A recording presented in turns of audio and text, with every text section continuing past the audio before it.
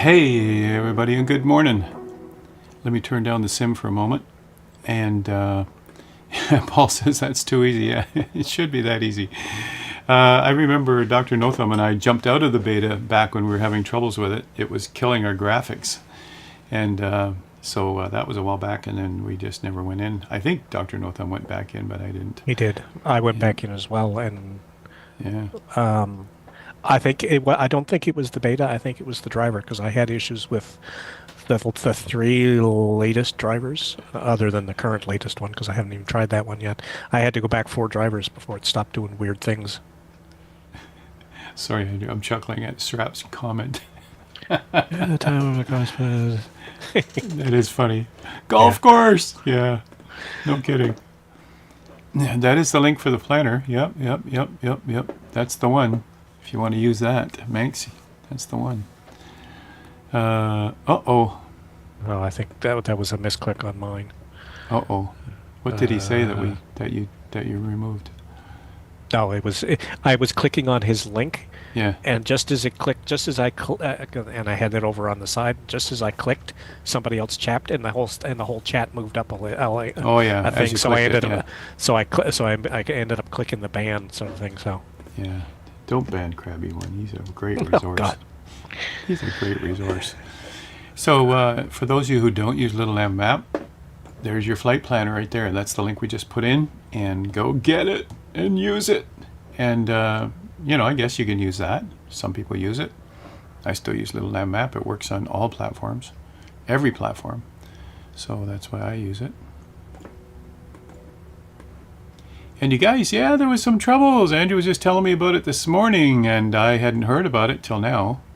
But okay, troubles with beta. Yeah, that's the SVVL to SVMD, the one we just looked at right. uh, in Venezuela. Here's a challenge. Start at SLLP, and then try to find Machu Picchu. Yeah. Hey, that's a good idea, Charlie.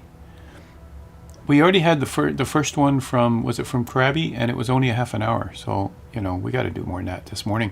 So for those who just tuned in, we don't have a plan today. We just said let's open it up. This is my last group fly for a couple of weeks. Next Saturday and the Saturday after is moderator's choice. So it will be Ace running the stream if he's available. He's going to do at least one of them. He's hoping to do both Saturdays. And it's hard with his workload. He has strange hours at work, and many times he is working the Friday night. He has pushed through a stream on a Saturday even though he was tired, but hopefully that won't happen, and he can just run the streams no problem. And both he and Andrew will be the hosts, and that'll be next Saturday and the Saturday after because I'm busy at Lakeland Airport. I'll be on the ground, and I can't even half the time not even get internet access. If you can imagine hundreds of thousands of people all trying to get internet access, it doesn't work so well. Even our cell phones are in trouble, right? The 8.7 sim update aired out, and now I cannot find FS 2024. No, exploded. No. Yep. Did reset everything literally. When is Testers Day again? So what about, did you use Game Pass for this? Did you log into Game Pass to do this? Because you could still log into Game Pass and still get the normal sim going and just launch it from Game Pass, right? If you have that.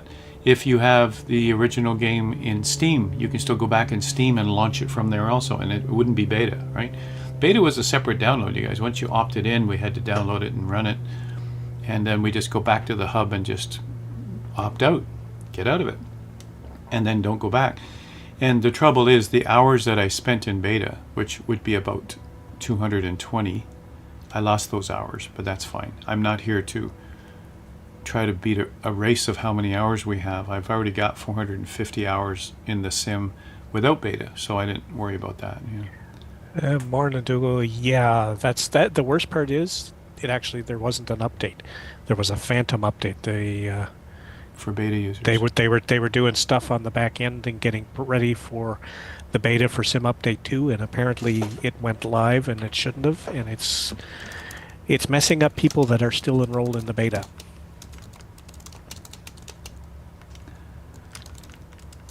Yeah, Exponent, that's what I've seen from the link.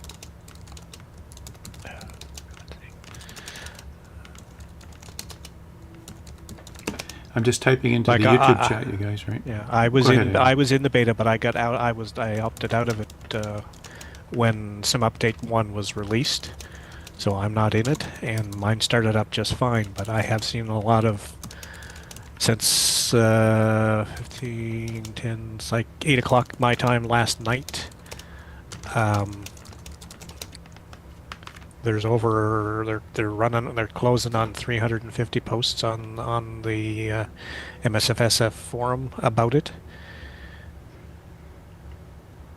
But yeah, if you were still in the beta,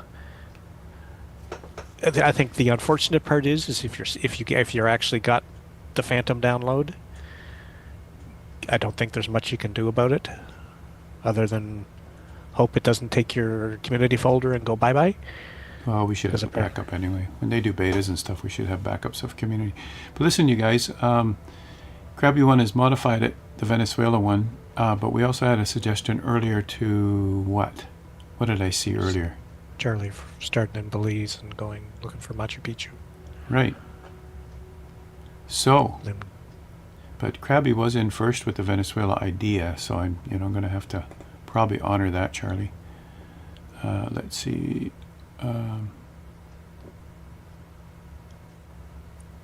yeah, Barnacle, like I said, I was out of the beta, and when I started up mine, it started up just fine. There was no update for me or anything. Yeah, no update for me either. It was fine, yeah.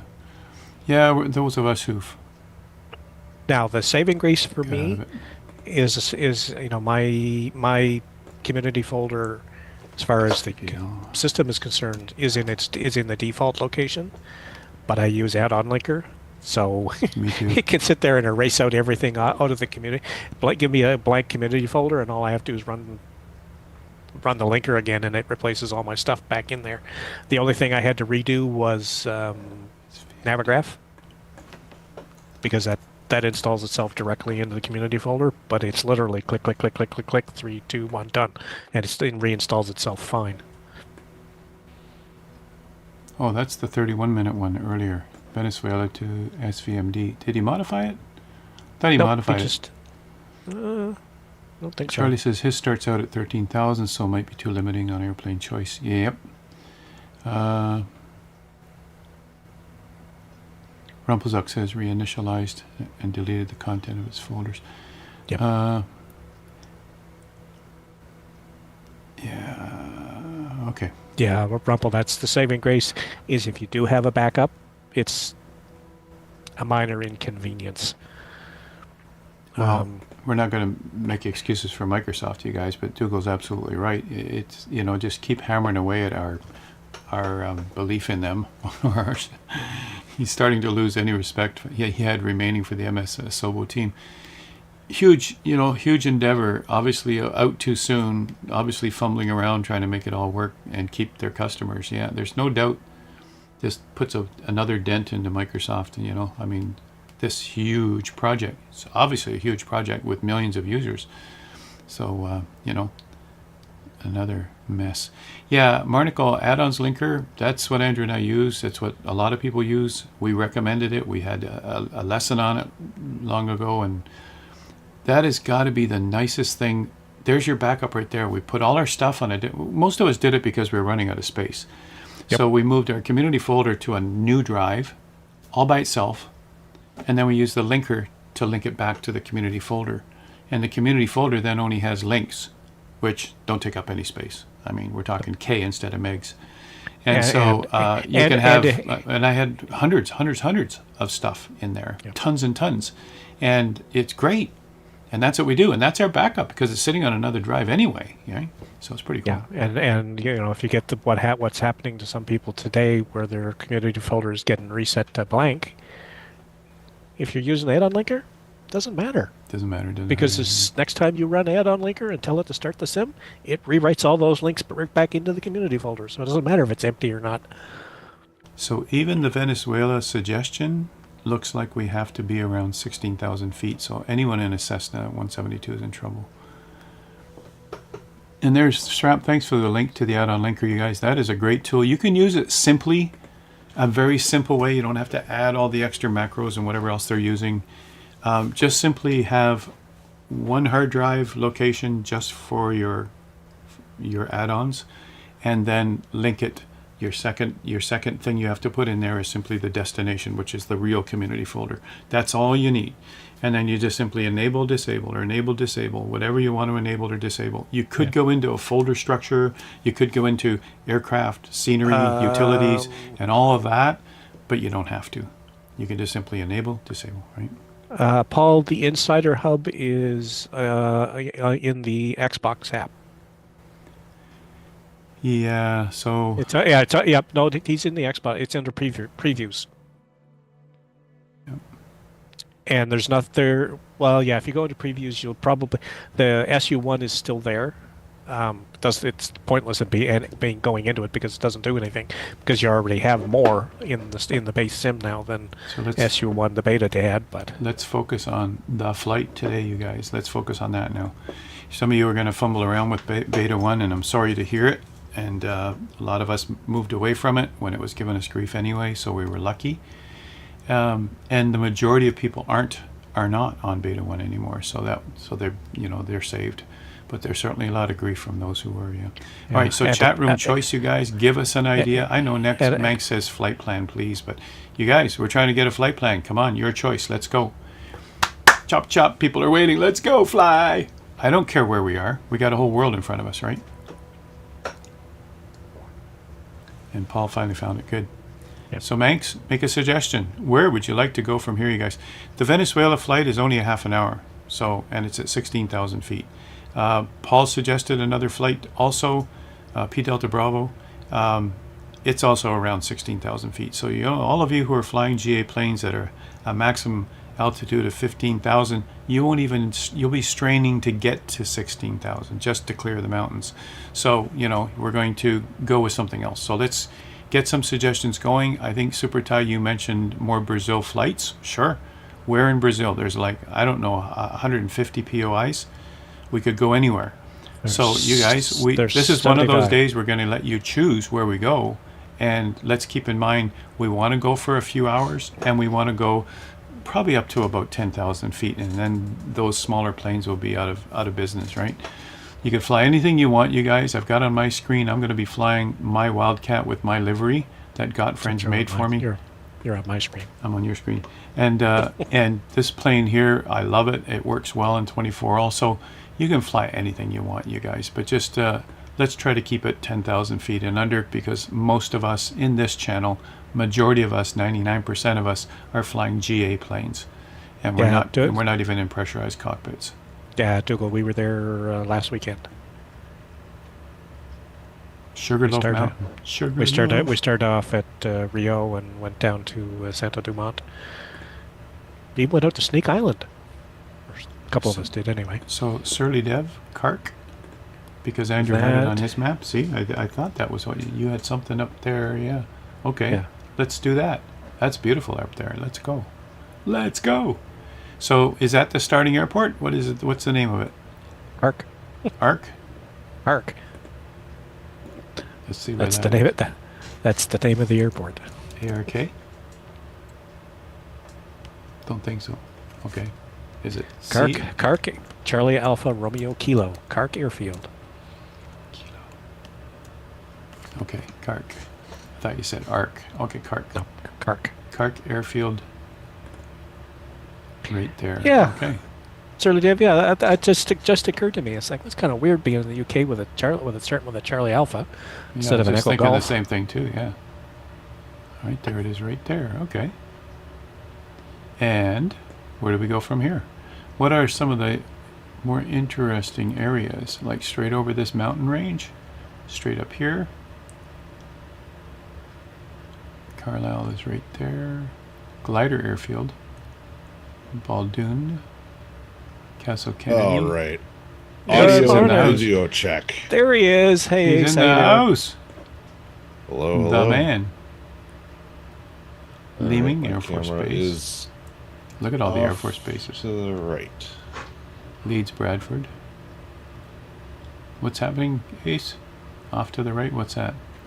We're trying to find a flight, so our focus is the flight right now. He's discussing his own setup. Be having issues. Well, so I came in and sat down and got ready to stream today and discovered that my whole camera mount bracket system had fallen off the back of my monitor. Oops. And So I've since been trying to improvise. So we're focusing on flight plan. We're trying to move on that. So no more distractions. Where are we going? So Surly Dev says over the Lake District, through the valleys. Okay, so Surly Dev, we need a focus here. Tell us where. That is basically head Those of north. us who don't know the geography, we just can't aim in that direction. We don't even know where we're going. So give us a hint. There's what we got available. We could take off from Kark and go straight and go north up to Kirkbride and maybe over to Carlisle. Is that what Surly Dev is suggesting? Lake District? Well, yeah, that is the Lake District. All right, so give us a hint. Let's go with it. Maybe I'll use Little Lamb Map for that. New flight plan. Just gotta get moving, you guys. Everybody's gonna get bored watching us fumble around here. So let's go find a place. That was CARK. Make that as our start. We'll depart from there. And Whiskey Echo. I'm actually surprised it doesn't show up here. And No, that's our destination. It's only an hour. No. Do that.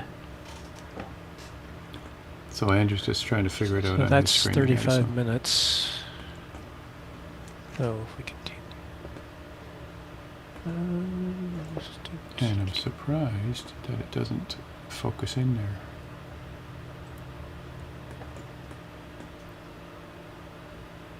Go there, go there. Hmm. Go there. Okay, I'll start my Little Lamb Map again. Go down. Let's go to Andrew because he's working on something. Go. And then I'll do it in Little Lamb Map so we can save the flight plan, you guys. And then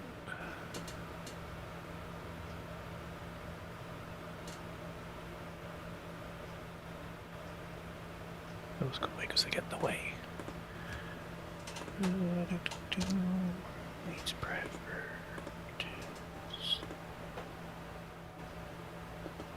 Needs private.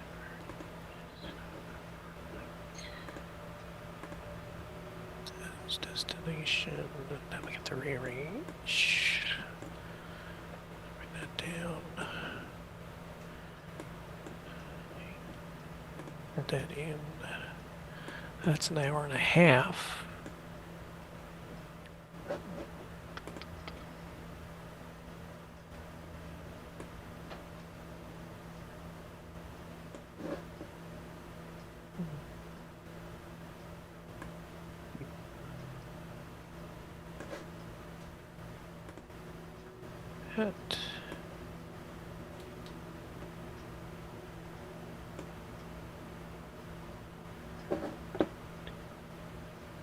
Here, it's White House. Tower.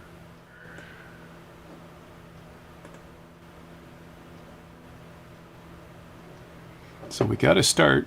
So you guys, CARK is where we're starting. So everybody wants to, if you want to spawn in, we'll Okay, start so from there that's- anyway. But that's I'm 2 sure a lot of you hours. want to actually have a flight plan that you can import. But we can certainly get on the field and then use your tablet to import it. Okay, my plan. My plan. And description. That go away. So do you have a destination, Andrew? Yeah, just. You just need an IKO and then I'll put it in It's the like- land map. What I'm looking at is Charlie Alpha Romeo Kilo up to Echo Golf Whiskey India, across to Echo Golf November Charlie, then Well, finishing up at Echo Golf November Mike with some sightseeing in between. okay, so give them to me one at a time so I can put them in a little land map and then I can export it. So Here we go. CARK. CARK. Where are we? CARK 2 Echo Golf Whiskey India. Echo Whiskey Golf India. India.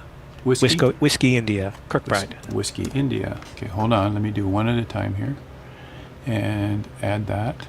Actually, give me the destination first, and then I'll add everything in the middle. Echo Golf November Mike. Echo Golf November Mike.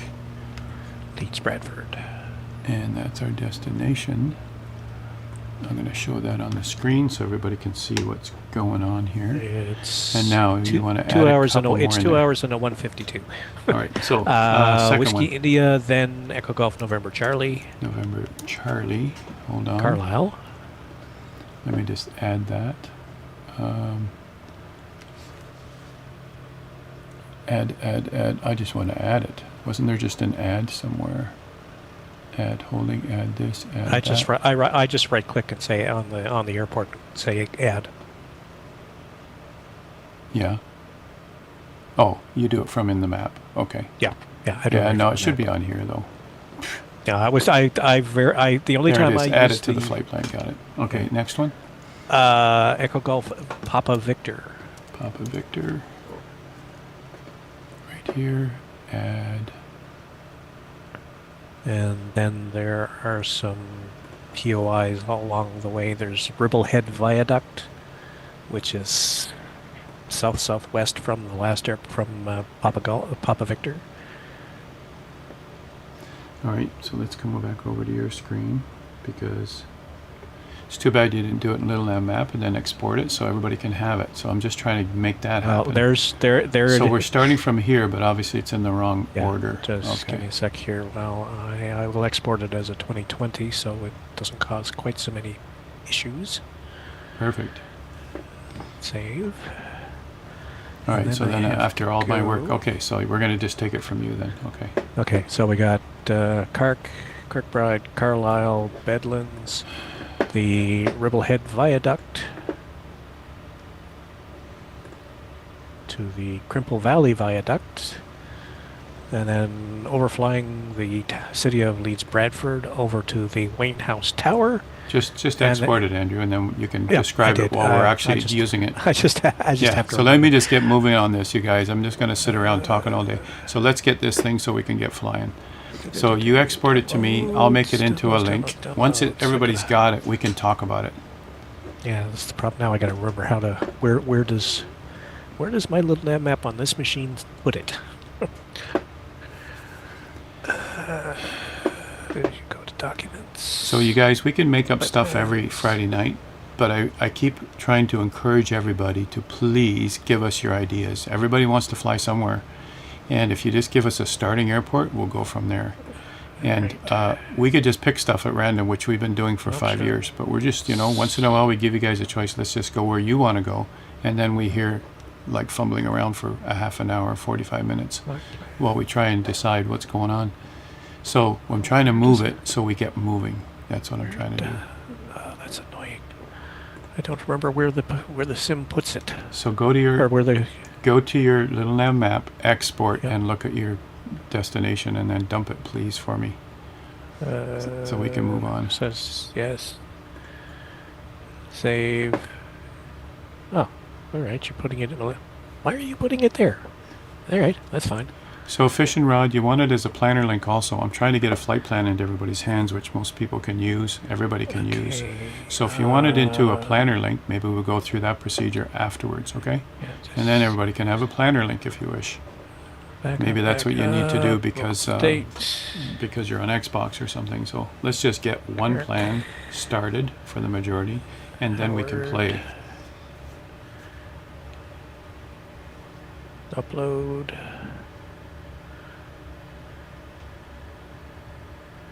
Okay, should have it in Discord now. Got it. Good. I'll put it into a link. And description.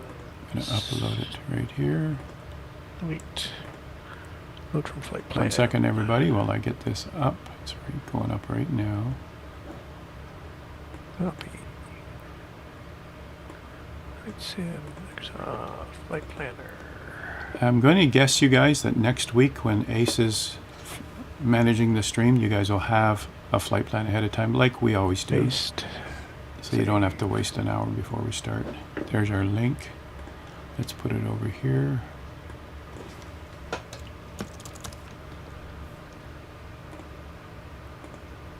Flight plan goes here. Next. Hey. And now, So you the guys flight can planner have it. doesn't. The flight planner doesn't know the first two things.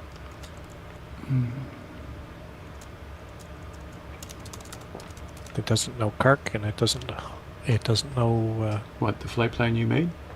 Yep. If I copy the description and put it into the planner for the flight sim.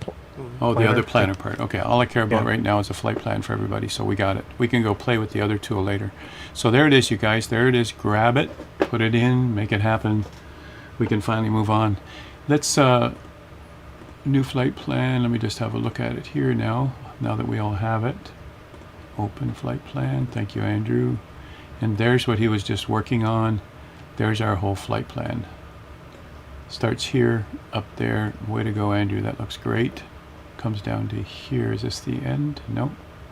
It's not the end. It comes down to Leeds, over to Wayne House Tower, and up. Okay, so if you want to describe that, Andrew, I'll move over to your screen. If you want to describe that while the rest of us are loading it, now you can certainly go through it if you want. I wanted to get it into everybody's hands first, and that way we can go play. Let's see if we can. There's the flight plan. I put it into YouTube chat also, so you guys have the flight plan too.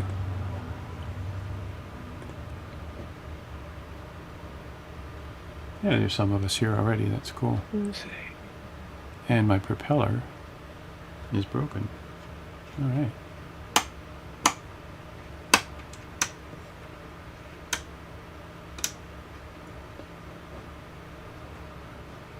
Wonder why my propeller's broken.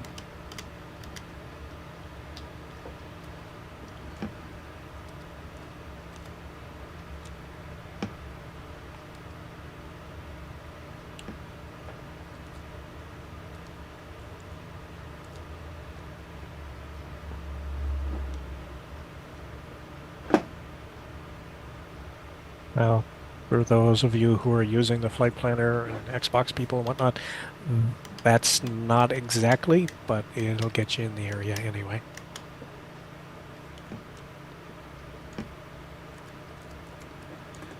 All right, I'm going to try a different plane.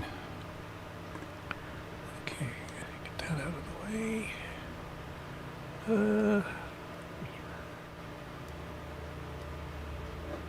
Pick an airplane. Any airplane. So Surly Dev is saying to you and I, try EGNL for first airports just along the coast. Well, we've got it now. Yeah, no, I did that for just if anybody wants a link for the planner. Makes it easier for our Xbox people. It still doesn't do the Kirkbride, Kark, or Carlisle, or it does Carlisle, but it doesn't do the first two waypoints. But it'll put you in the right area anyway, because it's right next door to where Kark is. So why is that? What's wrong with the new flight planner? I'm going to blame it on databases. Like the built-in flight planner doesn't see Kark, and it doesn't see Whiskey India. Hanks, you don't need a Dropbox. That link should just work. You just grab it and download it, right? Anyone else having troubles? Yeah, the link that I just put, the one that says Planner Flight Simulator. Oh no, I'm not talking about that. Are you talking about? Okay, so Manx, what doesn't work for you? The Planner Flight Simulator com or the one that I shared with Flight Plan? That one? Try that.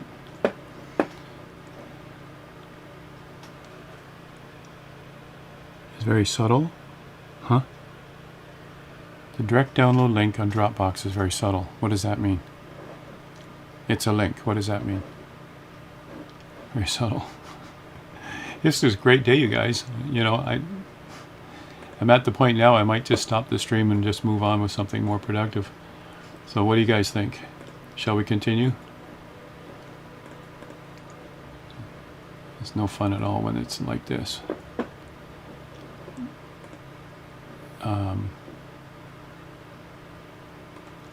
Let's go here. Load. Here. Downloads. And like that. Let's see what that looks like. Time of day, somewhere around noon. Let's see what happens. No, chaos isn't okay. Not by me. All right, is that the airport?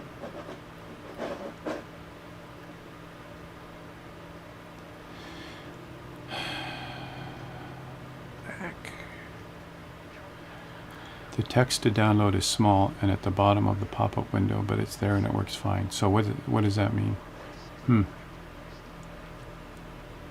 Ignore all the Dropbox login options and just download. Just scroll all the way down, as far down on the page as you can get. So and there's a download only that doesn't require logging in. So we've been using Dropbox for 5 years. What's different now? Why is it all of a sudden a problem?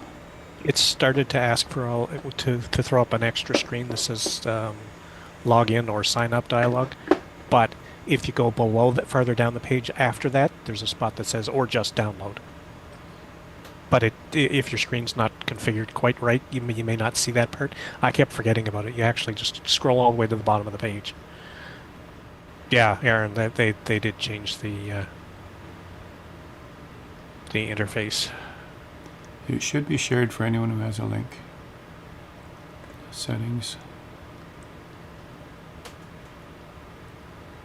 Manage access. Link for viewing. People with this link can view. You should be able to. Let's grab that again. Let's put it in here. Put it in here. And let's see if it's the same link. All right, let's try that.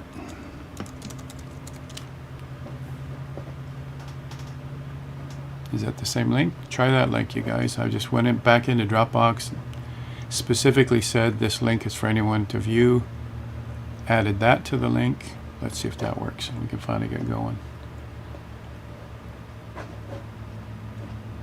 Got a few of you here.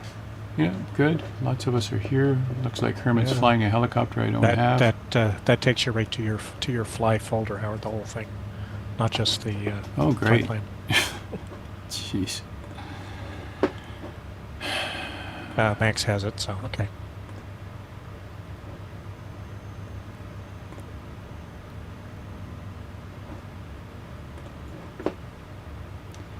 Yeah.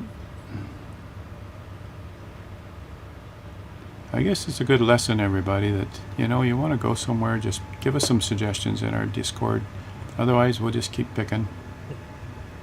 Clark Airfield, right there. Link copied. Anyone with this link can view. Anyone with this link can view. Oh, sure, that's what it said before. All right. There we go. Save it. And there it is.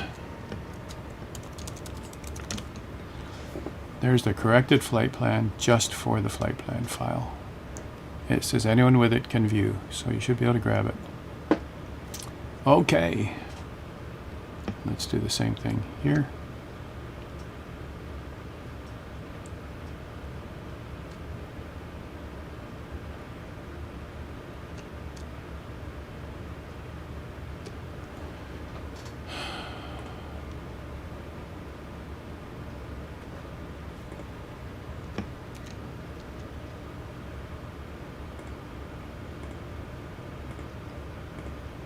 Everything should go better now, Rad, thanks.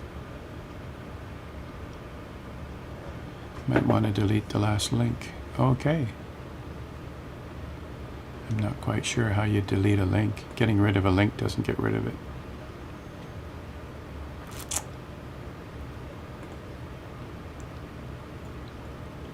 Okay. Share folder.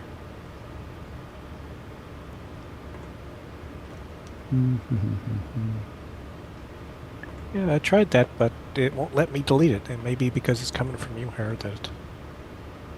Well, I mean, you can't delete it. I mean, all I can do is all I can do is stop access to the whole folder. So link is a link.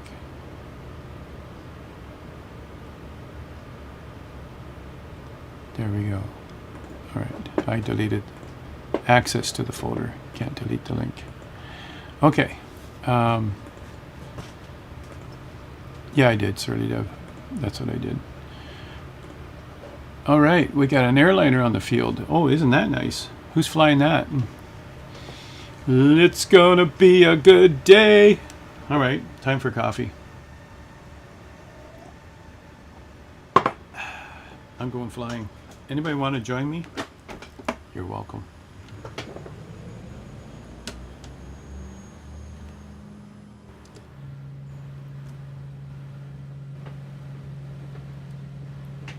Yeah, I don't see an airliner. I'm guessing it's a plane you don't have. Yeah, as always. So whatever it is you see there, maybe someone can tell me what that airliner is, and maybe I can go look for that one next. PC-12. Okay, don't we all have it? I know I have it in career mode. Should. Although there's 2 different PC-12s. Yep. Oh, of course there is. You know, I'm really starting There's the to stock sim one, and then try there's my the Simwork patience with Studios. this sim, I'll tell you. So let's have a better day today, because the sim is not exactly making everybody happy. Oh, this is great. I love this plane.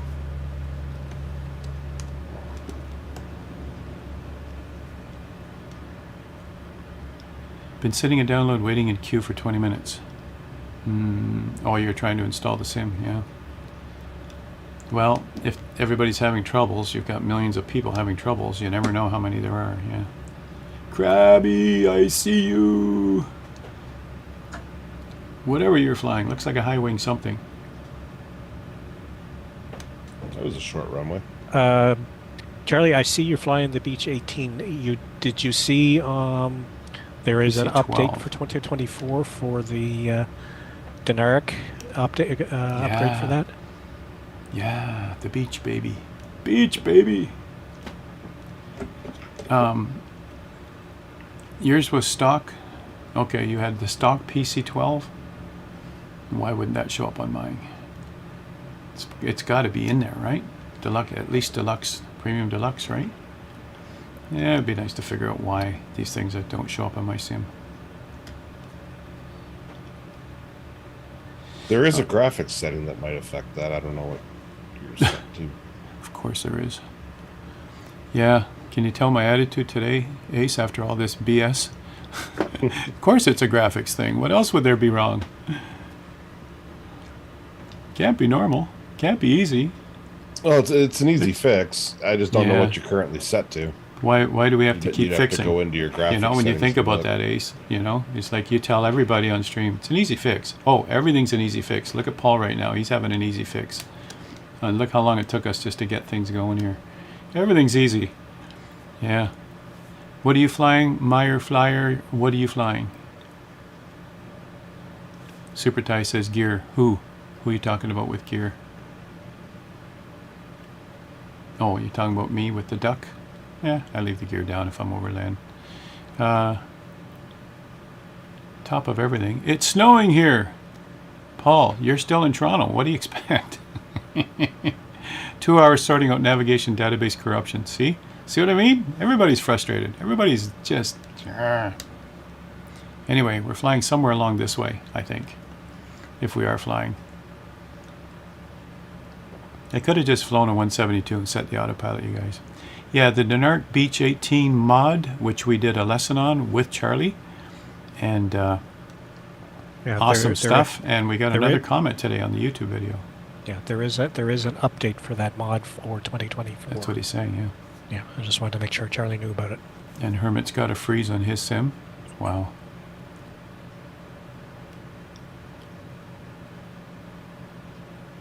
Wilga 80p here. Okay, Manx, you're in the Wilga, which again I also have in career mode. Why wouldn't I have it here? Let me go have a look at your plane. Over this way. You guys are probably on the flight plan.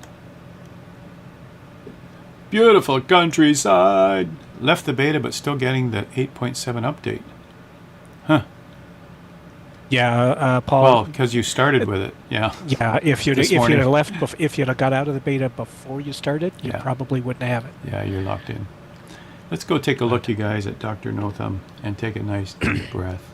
Look at that plane. Isn't that beautiful? Re-enable name tags again. They got disabled last night for some reason, Panaman says. Yeah, mine didn't. At least that part works for me. Ace is in the air. I see Manx is in the air. Skin Flints, Meyer Flyer.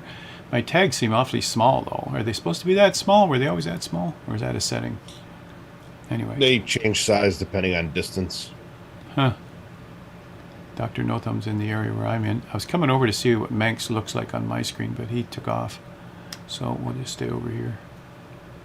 Look at that. So Dr. No Thumb, I'm just going to get closer and see if that's what it looks like on my screen. That's a beautiful plane. Panaman says, we got snow and ice overnight here in northern Maine.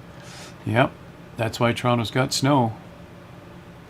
See if I can catch up. I probably can't catch up to Dr. No Thumb. I'm not exactly in a catch-up plane.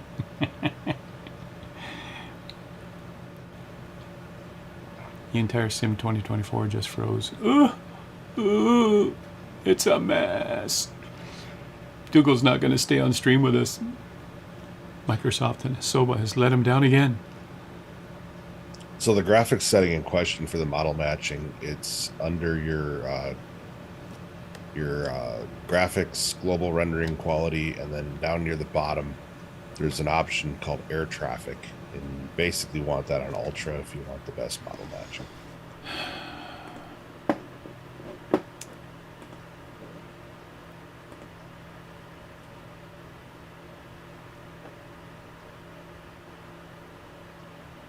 Will it fix everything? Probably not.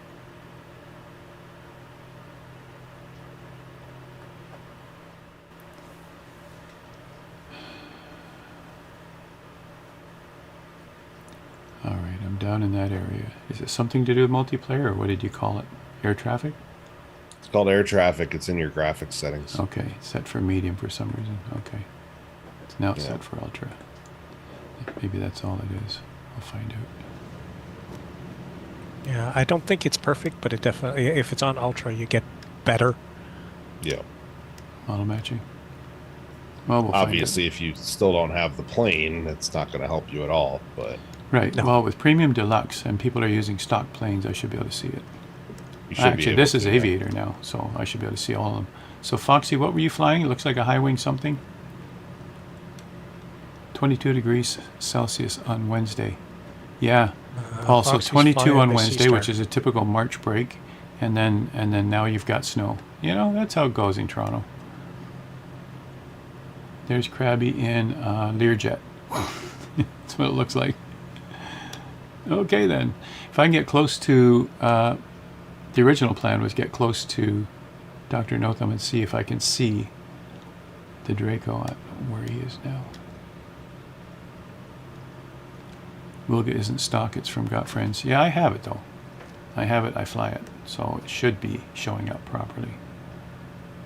Dornier C-Star, okay, and I have the C-Star also. So they should be showing up. All right. That didn't show I up. have the Welga, but I don't think I've moved it to 24 yet.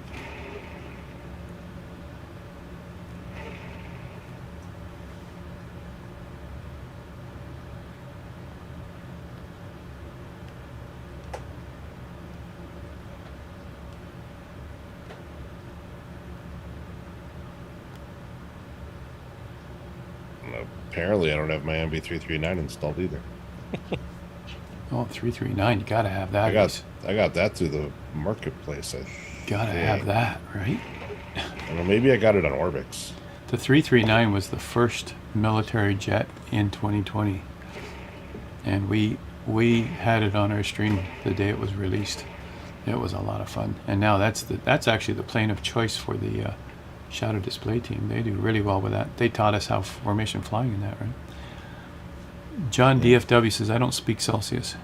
Yeah, well, a lot of people on stream don't speak Fahrenheit either. That's how it works with worldwide audiences, you guys. But yeah, you can. I live in both USA and Canada, 6 months of each year, And so I get used to both. My thermostats here in Florida are set for Fahrenheit. My thermostats in Canada are set for Celsius. And it is a change, there's no doubt. It's hard. But anything above 0 is above 32 Fahrenheit. So anything above 0 in Celsius is above 32 Fahrenheit. And when we say minus 10 Celsius, that's cold. That'll be down in the 10 to 20 range of Fahrenheit. So, it's just remember 32 is freezing in Fahrenheit and 0 is freezing in Celsius. It's easier to remember Celsius. Above 0 is good and below 0 is freezing. 16 Celsius is 61 Fahrenheit. Yeah, that's a good way to remember it, you guys, because that just changed the digits around. 16, 61. That one's nice because that one's easy to remember. Yeah. What is it? Well, swap the numbers. Obviously, you go minus 40. They're both minus 40. Max resubscribed even though we're having troubles. Even though Howard's got an attitude today, too many frustrations, too slow to get the stream started, all the rest of it, and he still subscribed. That's so cool. Thank you for that. Super Ty says 4 degrees Celsius. So for Fahrenheit, you guys just say it's just above 32, so it's probably 34, Fahrenheit. So it's not hard to convert. Just to get an idea. And you don't have to be perfectly accurate. Who cares if it's 34 or 35, right? It's just that would be the about idea. 34 degrees would be about 37, 38, something like that. Whatever. But the point is, you guys, you don't need exact math. You don't need a calculator. Just do approximation, right? Meters in Celsius, it's the only legit measurement for temperatures. And it's because it's worldwide, Max. That's why. They have to do something worldwide that the whole world can relate to, right? Yeah, John. USA is a very big country. It's what is it now? 400 million. I don't know. It's 10 times the population of Canada. So 400 million people. You can't just turn them into let's all go Celsius now. It was hard enough for Canada with a tenth that size. When we went to metric, half of us still measure ourselves in feet and inches, but yet we drive in kilometers. We're a mixture of metric and imperial. But try to take a country the size of USA and convert them all over, it's going to get pushback, right? So they just leave it alone. Yeah. So it's the life of it. That's the way it is, right? Yeah, John. Another easy one. Only to 8 remember times. Okay. Is 50 degrees Fahrenheit is roughly 10 degrees Celsius. 243 million. Really? At one point it was 340. Oh, yeah. Okay, I was going to say it didn't shrink. Fast math, Celsius to Fahrenheit is double it, add 30. Yep. Huh. Yeah. It's technically times it by 9, divided by 5, and add 32. But yeah, but nobody knows double how to do all and that. add double and add 30 is roughly, it will get you in the right area. But Andrew, nobody knows how to multiply by 9 and divide by something. It's just mental math is something you do in school, and then people leave it alone. I mean, it's a grade 4 thing, you guys. That's what they teach in grade 4. And my wife did that all the time, and she always pushed mental math until administration says, "What are you doing? Give them calculators." So, it's just like she's glad she's not teaching anymore because she wanted them to know how to do mental math. It's normal. Even now, you give, like you guys, you go to the checkout now, all the cashiers in checkout who have never had mental math now, right, in school, right? You give them a 20 and 35 cents. Let's say it's 11.35 is your total. So you give them a 20 and you give them 35 cents. Boy, does that mess them up. It just totally messes them up. And you just chuckle. You just go, yeah, it's not their fault. They're not teaching it in schools. It's not their fault. They have no idea what to do with that. They sit there scratching their head and humming a hum. There's a lineup behind us,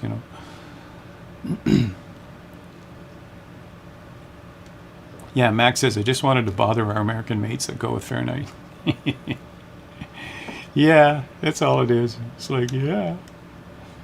That's what friends are for. You know what I mean? Yeah. I can't math in my mind. I have to write it down. Yeah, D&H, there's visual too. Super Ty's a visual learner, so he has to see it in front of him too, yeah. Morning, Rafe. How you doing? Happy Saturday. Rafe! Now I have an error after loading the update. Paul, you're not having a great day. You're not having a great day, my friend. Yeah, Shirley Dev, I had a teacher in 5th grade that said that to me, that you won't always have a calculator in your pocket. Yeah, exactly. She was so wrong. Well, She was so wrong. It's on our phones now. Yeah, we all it's have like- phones, and they're on our phones. And Yeah. some people, it's even on your watches. We have our whole computer on our phones now. I even have a watch that calls me. I took a call on my watch the other day because my phone was in another room somewhere. I don't know where it was. And my watch starts ringing. It's like, no kidding. So I answered it. I said, hello. They go, this is our day. I go, yeah, I'm on my watch. They go, what? You're on your what? It's like, yeah, see, D&H says use my watch. I'm sure I must have a calculator on this thing too, right? I guess. I had one of those For the more calculator complex Casio watches Me when too. I was under class. At the little buttons So- poking up. I still have it somewhere. Yeah, that was fun. Me being a little smart, I threw that back at her that, I have one on my wrist all the time. And then I lost it. I still have mine. I Well, put I it in kind the of drawer. lost that argument. I pull it out of the drawer once in a while going, wow, those were the days. Yeah. Hit the wrong number on the keypad. Meant $5.40 above. Yeah, so, he was giving the McDonald's cashier a $10 bill and 40 cents on a $5.50 hamburger to get a $5 bill back. Yeah, he meant the exact change plus a $10 bill, yeah. Yeah, I mean, it's the easy way to do it. I don't want, especially when it's a small bit of change, I don't want 95 cents back, especially the pennies. Here in USA, they still use pennies. And, every time I get pennies, I just give them back. It's just like, what am I going to do with those? I'm not used to seeing them anymore, but other countries do that. I'm sure other countries must do that already. Pennies are just too expensive to make, right? 1980, still trying to figure out how to program my VCR. Yeah, with the flashing time on it forever because we're tired of power failures. Yeah. Well, our VCR still has the flashing time on it, if for no other reason than every time I reset it to put the time right, we have a power outage and it blanks it out again. So I just left it. Just left it, yeah. Now it's the microwave, yeah. So, Panoman, most of the microwaves, and I've had a few over the years, most of them let you not even set the time, but some of you demand it, right? So some of you, every power failure, you have to reset the time on it. But all of them, I don't put the time on them. I turn them to blank displays because all I need the microwave for is to do the countdown. That's it. Just do the countdown. I see there's 30 seconds left. It beeps when it's done. Who cares, right? You don't need to tell the time. You've got clocks, you got watches, you got your phone, whatever, right? So, it's more visual pollution in your house. So I don't think my stove has turn it shown off. the correct time since I've lived in this apartment. Right. I agree. That's yeah, like 5 or 6 years who now. cares, right? It was fun watching your niece trying to operate a VCR. Well, at least they'll still know the stop, start, and play. The stop, play, and fast forward and reverse because that's on digital media. They still have those buttons. We call them VCR buttons, believe it or not. And so they probably can relate to that. But as far as programming a VCR, we used to program them to record programs. Like, can you imagine start time, end time, whatever, what channel? Those were the programming days, right? And be kind, please rewind. Blockbuster. I think that was Blockbuster's motto. Yeah, Be kind. something like that. please Something to rewind. that effect. Isn't that funny? That is funny. Huh. Be kind. Please rewind. And then, of course, when DVD rentals became a thing, I think just about everybody made a joke about not rewinding it when they turned Oh it yeah, back in. that's right. Right? You finish with your DVD, don't forget to rewind it. What? I bet the people that worked at Blockbuster got really tired of the jokes. Microwaves are confusing. Any number you type in from 61 to 99 is greater than typing in 100. What? What? Rad, what are you talking about? What? Do you actually use a number that's high? You don't use like 3 minutes, 5 minutes, 10 minutes? Well, if you type 100 into a microwave, it's 1 minute. 100. Oh, I see what you 1 mean. minute. So 60, that's 60 seconds. So if you type 61, it's higher than typing 100. Okay, I'm just used to all of the shortcut keys that are on most microwaves.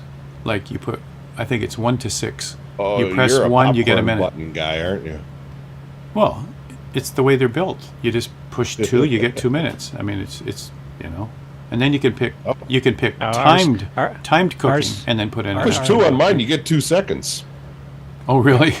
Well, yeah. you don't have the new feature. You must have an old one.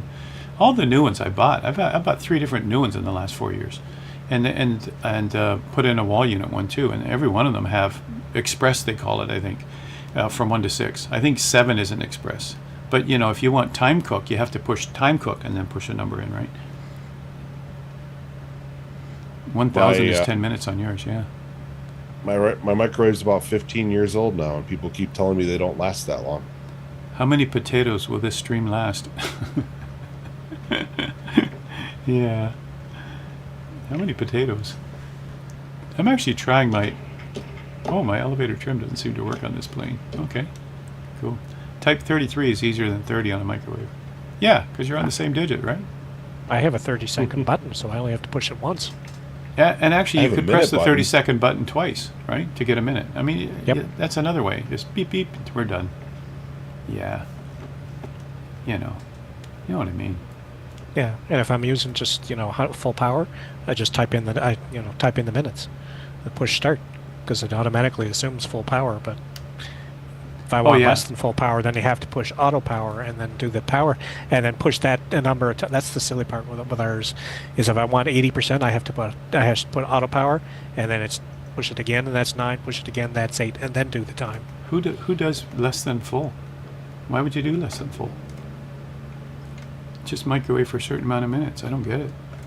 Why do you need less than full? Maybe defrost? Morning, Gata. How you doing? Gata, you really want to be here today? Being weird. Because why? Because it's been Day. a really frustrating day for most people, including me. Reheating, thawing. Yeah, okay. Yeah, just reheat less time. Reheat it 20 seconds. You know what I mean? You take a look at a place like Burger King. I know McDonald's still uses a grill, but I think Burger King uses microwaves. And, they just put it in, hit the button, and it automatically does 20 seconds or something, right? You guys didn't know Isn't that, Burger right? King the one that claims they flame grill everything? Oh, maybe they do. Burger King, yeah. But I do know McDonald's uses a grill, so maybe Burger King uses a grill. McDonald's has always used the flat plate grill. Which is a normal cooking grill in all restaurants. Yeah. No, The flaming grill is rare. Restaurants don't normally have that. Yeah. Yeah, Burger King was always flame grilled. That was a sous chef for years. Harvey's too, if I remember right. And maybe Aaron, it's Harvey's that does microwave stuff. I don't know. But I know most restaurants have the flat grill, the steel grill. We used to have to use a brick to clean it every night. And that's still happening in most restaurants that I see. Yeah. Heat lamps to keep them warm. Burger King, yeah. Yeah, I think all the restaurants do. Heat lamps keep things warm until the waitresses grab them. I see McDonald's does that too, right? Where did you get your microwave, Aaron? Because that's bizarre. Just can't get Red over is that. start, green is stop. Ugh. Wow. That goes against Screw everything. that up yeah. Just throw away modern conventions. Why don't we? Wow. Here's Dr. No Thumb and the Draco, you guys. Hey, Flipper out. Hey, Flipper Ally. Good morning. Top of the morning to you. Alarm clock they got a year before I was born. I got them a new one for Christmas one year, and they gifted it to me a year later, and said it worked for 35 years. Learn a new one. They liked the old one. They didn't want to have to learn a new one. Why? My wife's like that. I remember giving her a new mouse. She goes, "I don't like this mouse. Give me back my old mouse." It's like, it's a mouse. I did the same with the keyboard. After it got old and ugly, and gave her a new keyboard, all nice and clean. Where's my keyboard? It's a human nature thing, you guys. It's in business. It's like that too. Give people a new computer, they freak right out. I remember back as a consultant for many years, moving a whole company from typewriters to computers. I'm serious. And I think they were, what did we call them? 386s, I think back. Even a 280, no, 286s. and IBM PC Shots. Juniors and all those old, from years ago. And we actually took the IBM Selectrics off their table and gave them a computer. I mean, seriously, everybody in the company. That was a huge endeavor, and make it all work. Am I going in the right direction? I think I am. Red, don't put your head into the microwave. Green, it's safe now to put your head in the microwave. I guess there's that too, right? Okay then. If you were to be inclined to put your head in a microwave, I guess that would tell you what's dangerous. Yeah, no, there's a lot of places that do that. They do red is danger because it's energized. It is danger. And green is safe. Yeah. But unfortunately, most people in their heads, red is stop, green is go, which means means this is what you push to make it go, and it's not. Yeah. And Paul is finally into the sim. Come fly with us, Paul, now that you're all frustrated and upset. 2 air fryers, brand new in the box, never used. See? Kata doesn't want them. I prefer the oven. I just or got barbecue. one for Christmas. Still trying to wrap my head around how to use it. What, the air fryer? Yeah, hey, they're supposed to be healthy for you, right? Well, think of it this way. It's a small convection oven. Yeah, it's just hot air, right? Yeah. That is literally what it is. It's a small convection oven. We got one about 4 years ago for free at the grocery store. Free? Yep, they were having a contest. If you bought, if you spent more than, or well, I shouldn't say contest, but they were having a giveaway. If you spent more than, I think it was 150 on your grocery order, you could, if you wanted it, they'd give you an air fryer for free. That's a good deal. Great deal. So Howard, how long did it take for people to learn WordPerfect and Lotus 123? You guys, they took courses on it.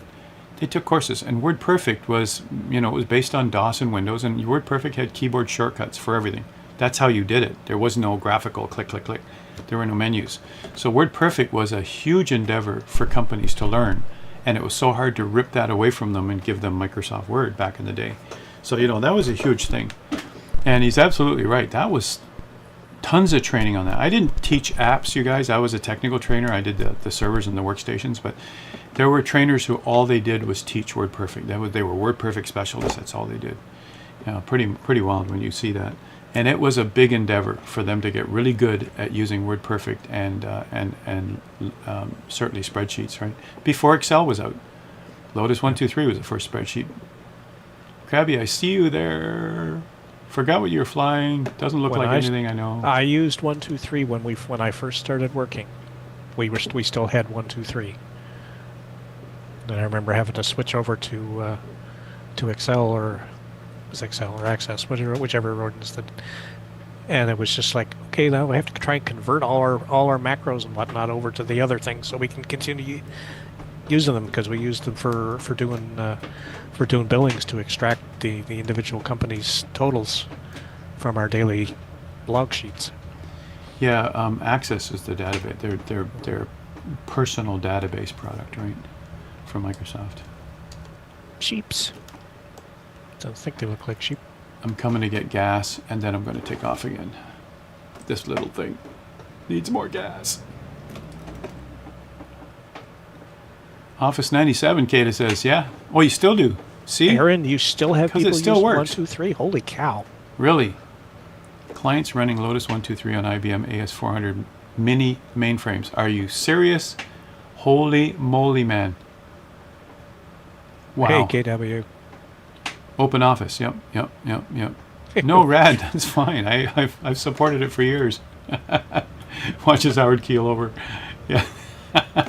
Well, I was Microsoft certified in all the technical stuff, but I wasn't Microsoft certified in the apps. I couldn't care less. And I remember, you guys, back in the day when 5 years ago, CDL and I both started our streams around the same time. We discovered each other the same month.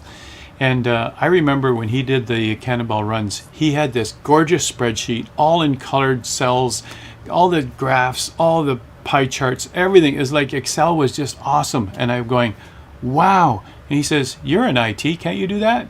I said, I'm not an app specialist. I couldn't care less. I don't use Excel every day. I can do it, but I'm not going to do all that beautiful stuff that he was doing. He says, I'm in IT. So I thought at the time when he said he's in IT, I thought he was a technical person. He does apps. He does the client help, you know, help with my Excel, help with my Word. He's help customer with support. Yeah, and he's customer apps. That's his specialty, right? So he was doing all that wow stuff, and I was doing back-end networking and servers and workstations and all that stuff. So it was interesting that I just assumed he was a technical guy when he said he's in IT, right? But, you know, when you're a specialist in that area, you have stuff that actually, with the wow factor. I mean, he made some great spreadsheets, or he in Factual Gull made some great spreadsheets. But it was awesome. Ace is flying a twin of some sort. What do you got, Ace? I'm in the Diamond DA-42. Oh, nice. Nice. Yeah, I think FW Ryder's out there in the. I think he was in the Twin Navion when he buzzed by a little while ago. Hermit's still in WordPerfect. Ha! Wraith just went flying by. I had no idea what he's flying. You guys, at some point, I'm going to have to tackle this because it's really starting to bug me. Every single plane that comes up is a bonanza. And you know, I have great graphics. I have all the versions of the sim. This is driving me nuts because, you know, I've always prided myself in getting all the airplanes we need so that you see them properly in the stream when you're watching these things. And it really bugs me that things are flying around as bonanzas left and right.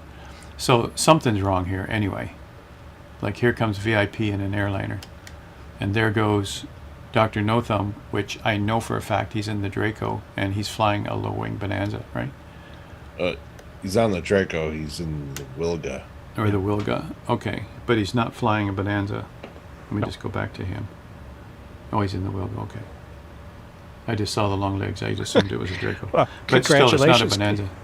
Congratulations, KW. He's now virtually certified in the Airbus A350. Nice. How do you do that? How do you get virtually certified on it? The generic planes are my least of my concern, Supertie says. But you don't fly Supertie. What's the least of your concern then? What's the most of your concern? If you load in that specific plane you can't see, then it will show up properly. But Twids, it's built into the sim. It's supposed to be there. You know what I mean? I've seen them before too, so what's the deal? Maybe it was in beta I saw them. You shouldn't have to reload stuff that's already in the sim. You know what I mean? What's the deal? Now I got to go into Marketplace and enable them or something? They're supposed to be built in. You know, and it's probably the marketing thing, you guys. You know, Microsoft marketing says you buy the top edition for $250 Canadian and you get every plane available. Wait a minute, are we supposed to go and enable them? Are we supposed to go and tinker somewhere and play around and change files? And, you know, it's almost misleading, isn't it? It doesn't help for third-party planes, though. Well, no, your third-party planes, of course you have to have them, yeah. That's the old rule, of course, right? Free plane when the marketplace opened. Yeah, he did give one, Krabby. I think it was the Cap 4. Yeah, well, it wasn't for the marketplace. It was because of the World Update 19 Brazil, because it's a Brazilian airplane, the Cap 4, which is basically the Brazilian version of the Piper Cup.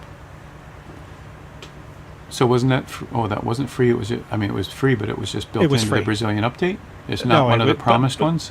No, it was one of the promised ones, but it was a local legend associated with Brazil because that's where the Cap 4 was made. Okay. That's the way the local legends work. They theoretically have some kind of a relationship to whatever world update they've just done.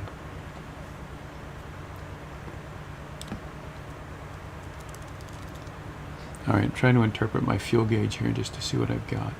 There's full, there's 20, there's... P Delta coming up on Echo Golf Papa Victor. He's gonna get there. So one of you mentioned in there, was it you, Grubius, when you got Aviator Edition, did you upgrade or reinstall? Probably upgrade. I think I had to go into, it was Deluxe, Premium Deluxe. I had to go in and click on the upgrade part when it finally gave it to me. Yeah.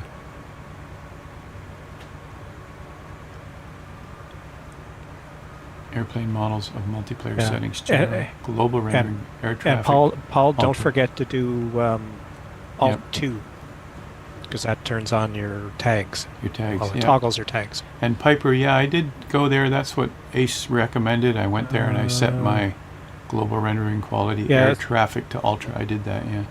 It's early, Dev. Try Alt 2 because there's 5 or 6 people at November Charlie with you. So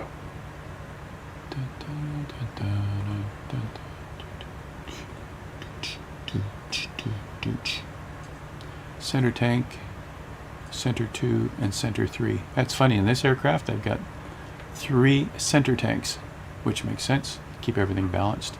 And there goes my gauge all the way up to the top. All right, I've got fuel now. I'm good. I'm good.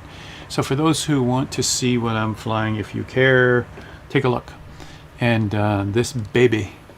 flying the duck. Oh, I got myself a helicopter behind me. I actually see a helicopter. What's with that? I'm all excited. I see a plane the way it's supposed to be. Okay, good, Surly Dev. And He sees everybody. this is Wrong the server. duck, you guys. It's the duck. Look. Is that nice or what? That's what I'm flying today. I think I ported that one over from 2020, and it's fine. Anyway, the gauge is down here. And guess what? We got 2 compartments to play with here. But there's the gauge. It was sitting around here, so I wasn't really low on gas, but now it's completely full. And I just used the tablet for that. I'm on the main. Okay, and then I can select here. Got it. I had to reacquaint myself with this. So there's the back yeah, seat with right. some of the gauges. There's the front seat, and there's the outside. Beautiful Yeah, plane. right. That's true. It'd be nice if your rotor would rotor to other people. If But your it doesn't. rotor It would just- rotor. Yeah. It just gives you it just gives you the 3 blades and it blurs them, but they're not going around. It'd be nice if your rotor would rotor. I like that, Andrew. That's good. I'm going to take off on the grass. Yeah, it could be too. If it looks like a duck and quacks like a duck, it's probably a It's chicken. probably a chicken, yeah. Yeah, that's the duck's that's fly and dive, isn't it? Yes, it is. It's fly and dive. He also did a was it the Fosser Stork, which is the it's the original version from the Second World War, the 1930s, German Luftwaffe aircraft, but it's the original Draco. The original Draco. It's a very So there's super tie. I capable pulled up the short gear. takeoff and landing. If it looks like a duck, quacks like a duck, it might be Wombi. Yep, that too is true. That's true, right? So I pulled up the gear because it bothered Super Tie that the gear was still down. I leave it down while I'm over land. I'll never worry about it because I'm used to fixed wing airplanes, you guys. Ooh. And if I land on water, then I have to think about pulling it up. Yeah, But that's all right. I pulled it up for Super Tie just to make him happy. Jet at Orlando almost took off from a taxiway the other day. Oh, jeez. Did you see London Heathrow Yeah. was shut yesterday because Power of a fire in a power substation. They were back up around supper time, my time. So Can you imagine, you guys? They were back running at towards the later part in the afternoon here and the evening there. They were anticipating not being back up until midnight their time. Hey, Sarab, thanks for putting the link in there. Yeah, I'm not advertising it or pushing it. I just wanted to let people see what I'm flying today. But that's the duck. It's beautifully done. I do want to mention, you guys, now that I'm calmer, because it really bothered me what's going on in the sim, but I wanted to mention about Tuesday coming. It'll be there won't be a Tuesday lesson after that because I'm away at Sun and Fun, but I do want to show you. And I had it on my screen, but give me a second. It's here somewhere. There it is. This Tuesday coming. There, it's on my screen. The Gabriel BK160TR, and I just put the first draft together. I worked about 8 hours yesterday on it. I put the first draft of the presentation ready. And this is made by Flying Fries, and he's the one who also made the Scrapyard Monster. And just see if I've crashed here. No, I'm good. And so this is on Tuesday, you guys. That's what's going to happen. And the Tuesday after that, there's no lesson because I'm away. I'm on the grounds at Lakeland Airport. I can't do any lessons. So that'll be this Tuesday coming. All right, just so you know. He's releasing it on. Is he releasing it Thursday? The 2 days later. So I'm showing Yeah, you so the Thursday. plane Andrew and I Tuesday. and Ace have it, and we are testing it, and we're taking it through its paces. And we can fly it for you on Tuesday to show you what it's like, and then it won't be available until the Thursday at around $23. He's guessing. I originally guessed at $32, but it's actually going to be around $23, and it'll be on a number of places, including Sim Market. I think it might be on FlightSim.to as a paid plane, but Yeah, could be. it has a G3X and a G5, so it's very familiar for everybody, right? And of course, all the normal autopilot and the rest of that stuff. It's really well laid out. An excellent plane. I'm having a lot of fun with it. They're using it also as a military trainer because it's tandem. It's tandem with both cockpits flyable. And I think the only thing you can't do in the back seat is actually open the canopy. You got to really reach up over here to get the latch. Seats in the front, or the latches in the front. So you can put a student in the front, instructor in the back. Full view. I mean, the visibility is just amazing. Yeah. And it's all composite, and it's a lot of fun. So that'll be on Tuesday, you guys. I've been working on that for a while now. And Flying Fries is giving us an exclusive, so we have it to start. I'm sure other streamers will also do it, but certainly not a lesson like we do. They might show it off. They might do first looks. There might be videos, but we're doing the intense lesson on it. All the V speeds, the 7 steps, all the rest of it. So that's what we're working on. And I've been working overtime on that because once I'm at Sun and Fun, once next week starts, then I have to start gearing up more for Sun and Fun. So I get more distracted next weekend. If the GT750 works with it as well. Not that I know of. I have looked at all the options. It's got a G3X, just like in real life. That's what they're putting in it, and that's the way it is. Yeah. Yeah. There was a new plane came out. I think it actually released on Thursday from Coronado, the Cessna 182 Quebec. Another 182. Yeah. It's kind of expensive though. It's like $40 US. But it does have Coronado's taken their tablet and added it into the EFB. So there's a if you get that and you go into the EFB, there's actually a clickable spot for Coronado, and it gives you things like it lets you choose your avionics package. Do you want the 530, 430, you want the 750 TDS or TDI, or do you want the 750 PMS? Right in the EFB. So nice to hear. The CRJ update is Tuesday for 2020-2024 with a new EFB FMS updates and a new cabin. And that'll be great. We're going to be pulling Wambi in again. He's agreed to, at some point in 2024, to come back and do a refresher. And I don't know if the refresher is the CJ4 or the CRJ. I don't remember which is which. He did the CJ4. So, okay. So again, I still get them confused, but it's because I don't fly both of them, so I don't know them both well. Yeah. CJ was included in 2020. The CRJ was a payware.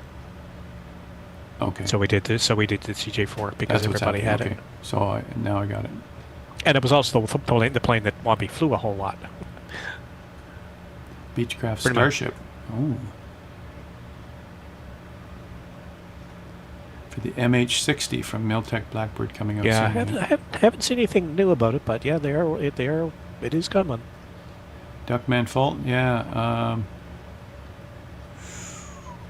Yeah.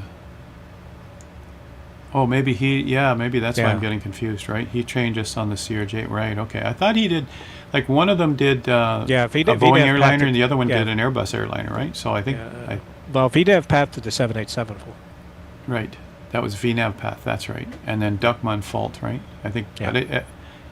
I don't think it was spelled like that, but that's the guy, yeah. Both of them are airline pilots who were out of work for a while because of COVID.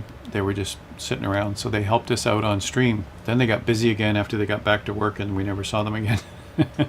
One of them's actually here in Orlando, right? Yeah, but they fly out of Atlanta, right? I think it was Duckman Fault. He popped in like over the next year. He popped in every once in a while with his son flying in the sim. Oh yeah, his son was actually landing the thing. Yeah, I remember now. Okay, now it's starting to come clear again. That was quite a while ago, yeah.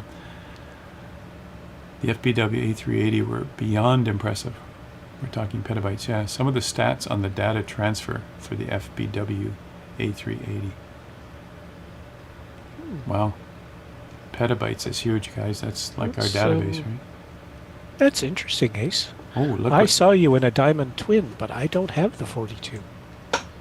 Yeah, didn't we establish before when you had the 40, it must have made it possible to see it? Yeah, I can't remember now, but because I was just flying over and it's like, look, it's like, well, that's a twin, and it's definitely a Diamond aircraft because it's skinny in at the back end. So, In other news, did you see this airport? it's just a little grass airfield with a Yeah. whole lot of runways.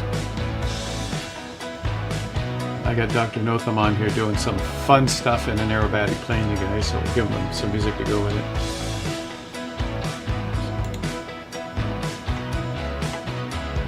I'm not sure. Does the Draco/Wilder qualify as an aerobatic aircraft? What is he flying? What are you saying, Andrew?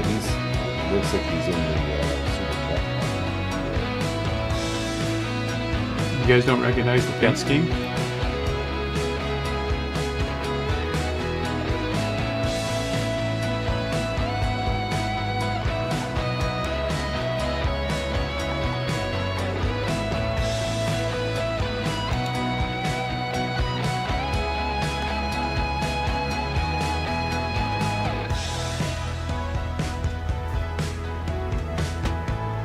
Chocks and the Draco X passenger. Nice. Alpha, what now? Go to your graphics settings and make sure you have air traffic set to ultra. Aaron's in the Sting S4.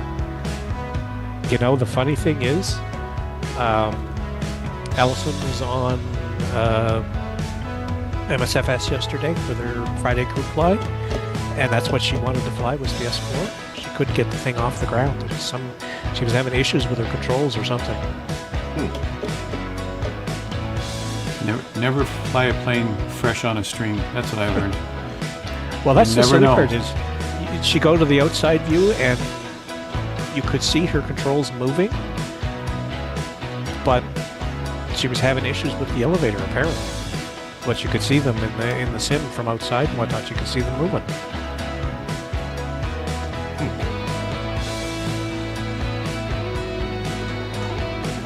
It's very strange.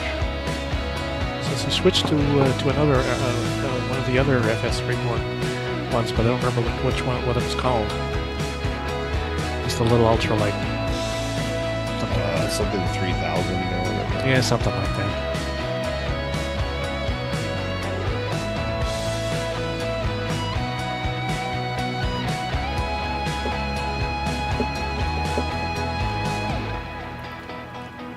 This is the same plane that Patty Wagstaff uses, you guys. She has one of these in her fleet. She also does the 330, of course, the extra 330. But this thing is definitely fully aerobatic. And she absolutely loves it.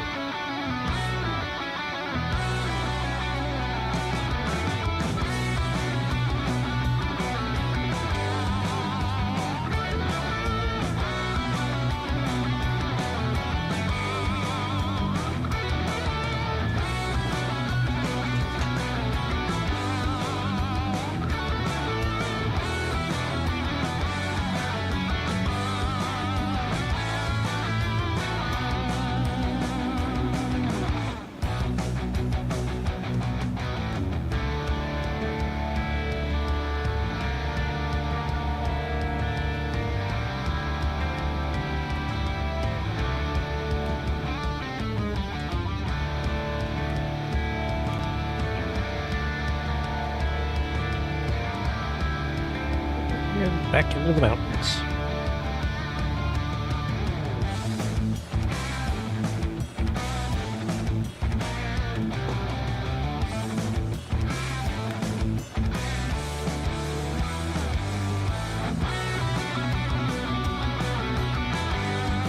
Thanks, Panoman. That's good to know.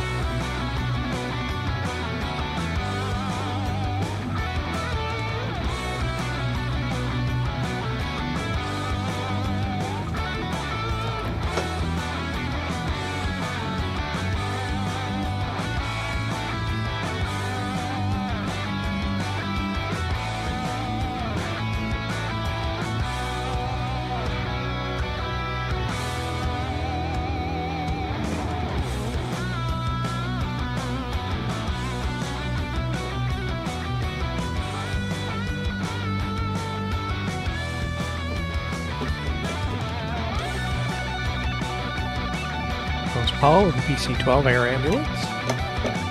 Nice to see you, Paul.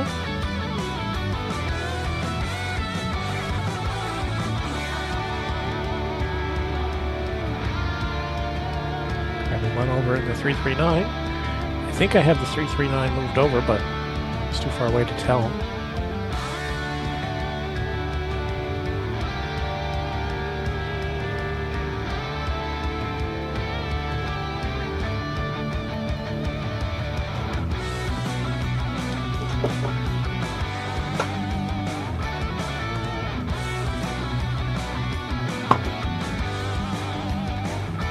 Yep, FW routers find the twin Navion.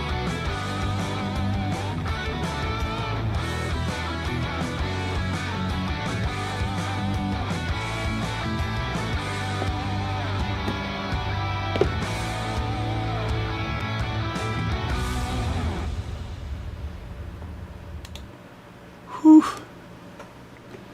Mamma mia, wasn't that a Needs to be trip? Longer. That was great. Thanks for that, Dr. No Thumb. It was awesome. Awesome, man. Awesome. Always awesome when he flies. Just waiting for Ace to strap on some kind of aerobatic plane and take us through Chicago City again. Right between the buildings, right between the antenna. Everybody's gasping. See, You know, that was the second thing that Phlox and Treetop did when 2020 came out. When we got Mixed Field as an add-on, that was the first thing they did. Is they took off from MiGs and went up and over and through the tower, the two antennas at the top of the Sears Tower. Yeah, it's fun to do. I saw you, Ace, here somewhere, and then I lost you. Skin flakes. Oh, yeah. Yeah, I was going to come up beside you and take a look at your plane, but I lost you somewhere. Okay. There you are. I see you now. I have the traffic.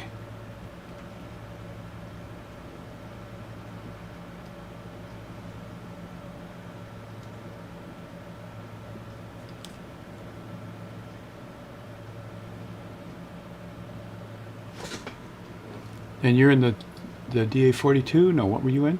DA-40? Yes, DA-42. 42. The twin. The twin, yeah. Okay. Yeah, it looks great. I want to see what that looks like when I get close to it. If I can catch you. Hermit something says, more programming, please. Wind Wing Orion yeah, 2. it's going to Wow. going to the Orion 2, yeah. Oh, is that how you say it? Orion? That's how I pronounce it. Okay.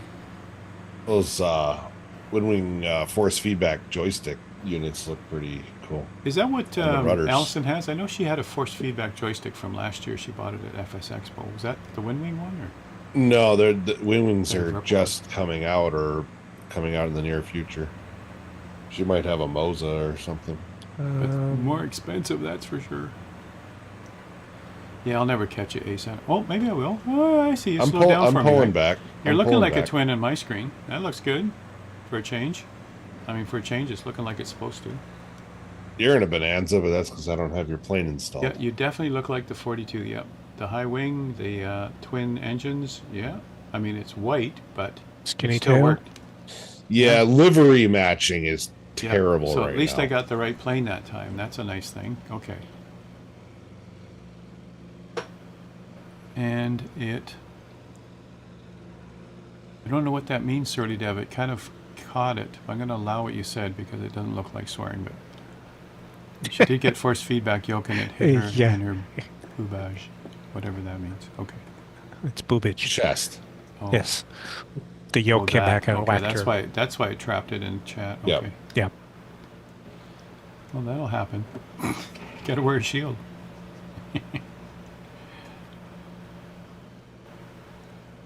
That's funny.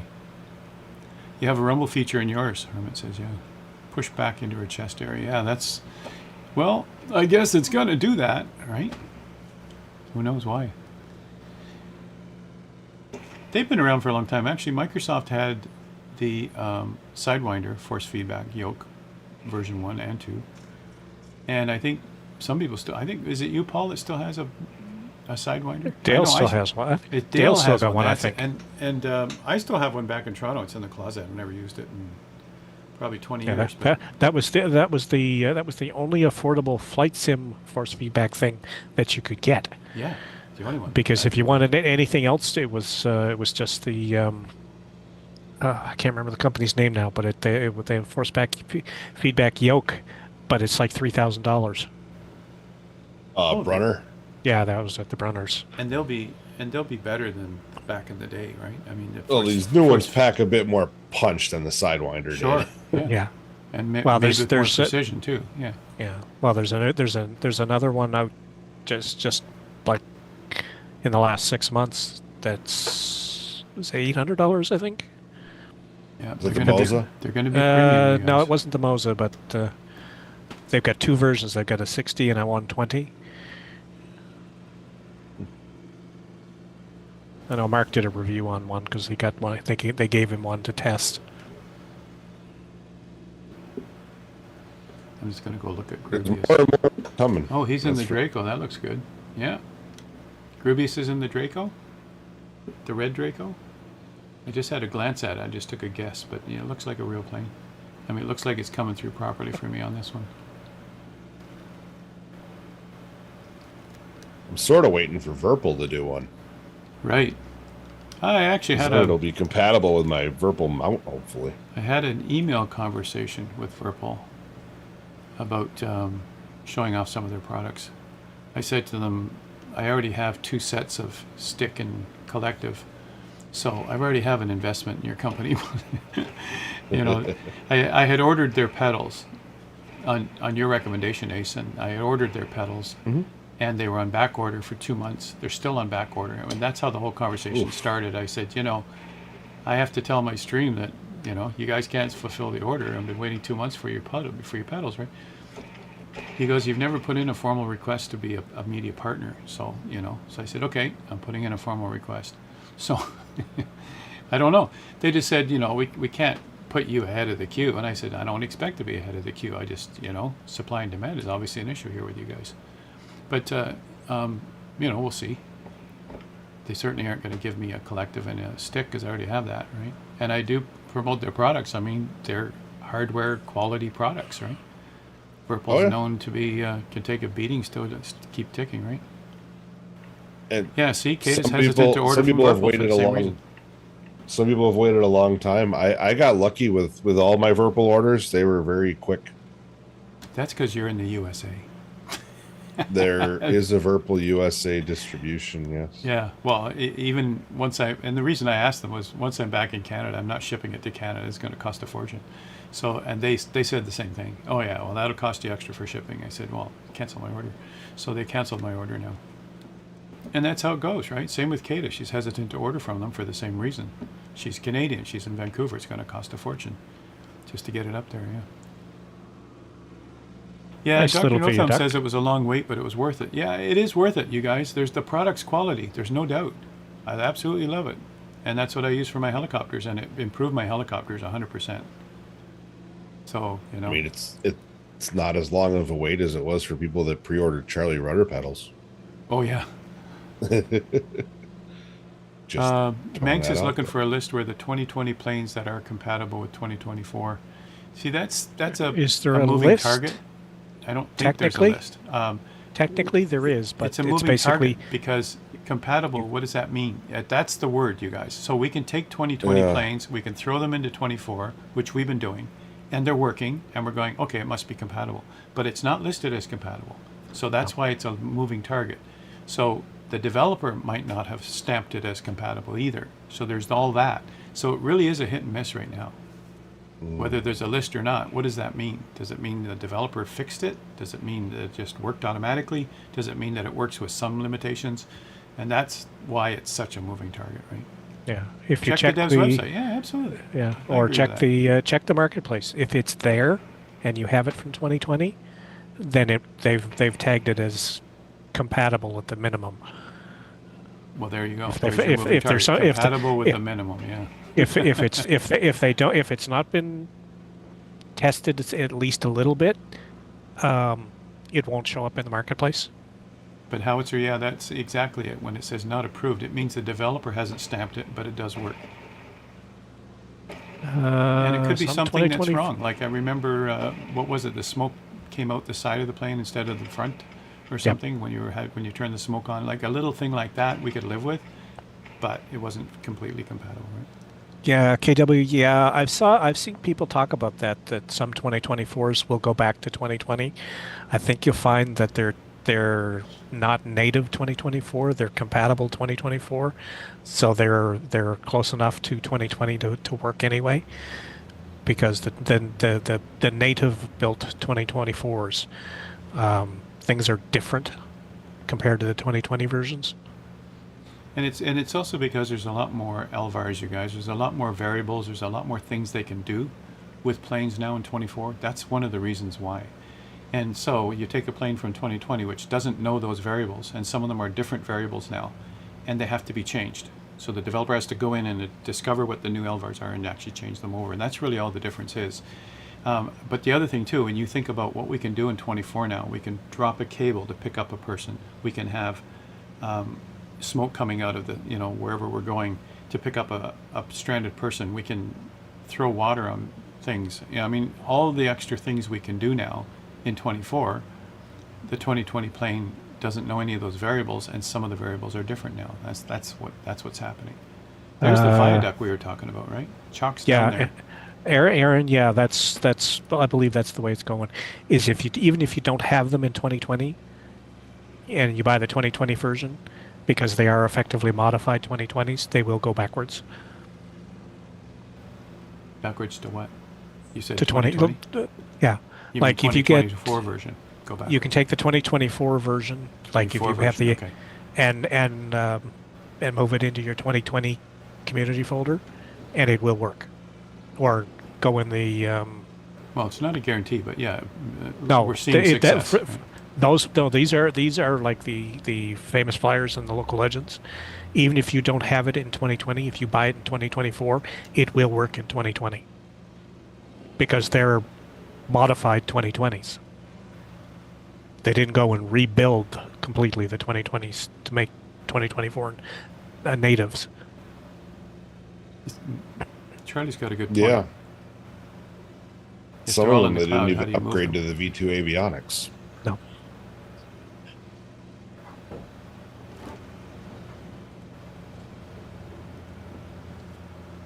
Like theoretically, if you want the 172 steam gauge, and you didn't buy the deluxe or premium deluxe 2024s, you can buy it by itself now. So you can actually buy the 2024 classic 172 all by itself, without having to buy like the deluxe package, the whole deluxe package, or the whole premium deluxe package.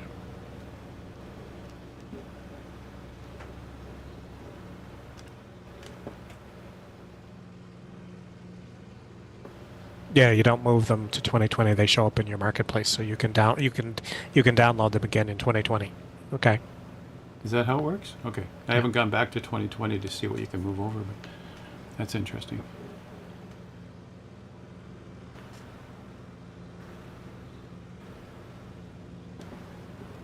Right, let's go over to Ace, see what he's looking at. Ooh, that looks nice. Scenery you got there, Ace?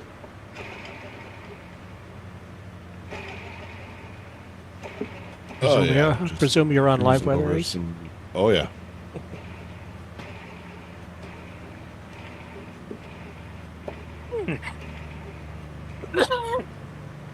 Bless you.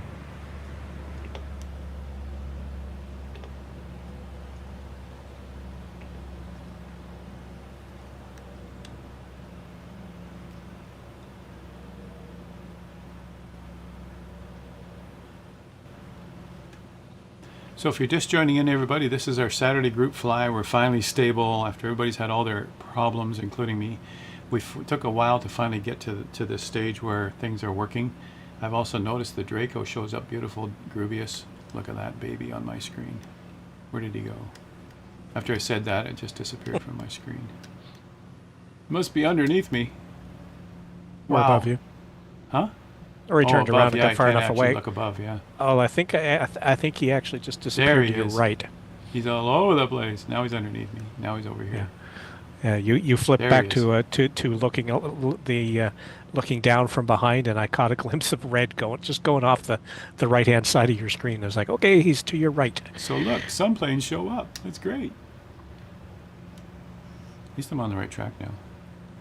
Heading over to a big area. What's that big area we're going to? The landscape sure changed, you guys. It was all farmers' fields, patches of green, shades of green. Now we're over what looks like rock, or certainly fewer trees, right? So howitzer, when you hit fly now, it takes 10 minutes to load. That's not right. All the scenery is labeled stream, and I need to disable everything. No, you don't disable everything. Your cache should have stuff, but you know, when you first say fly, you'll notice there is a pause on the screen where you are, and within 17 seconds, it'll zoom in and get you on the runway. So if that's not happening, I would say probably check your internet connection, because it's pulling down just the scenery you need. It's never pulling down all your scenery. We don't have 120 gigabytes of temporary scenery, but it shouldn't take 10 minutes. So I would say check your internet connection. I mean, it's got to be that.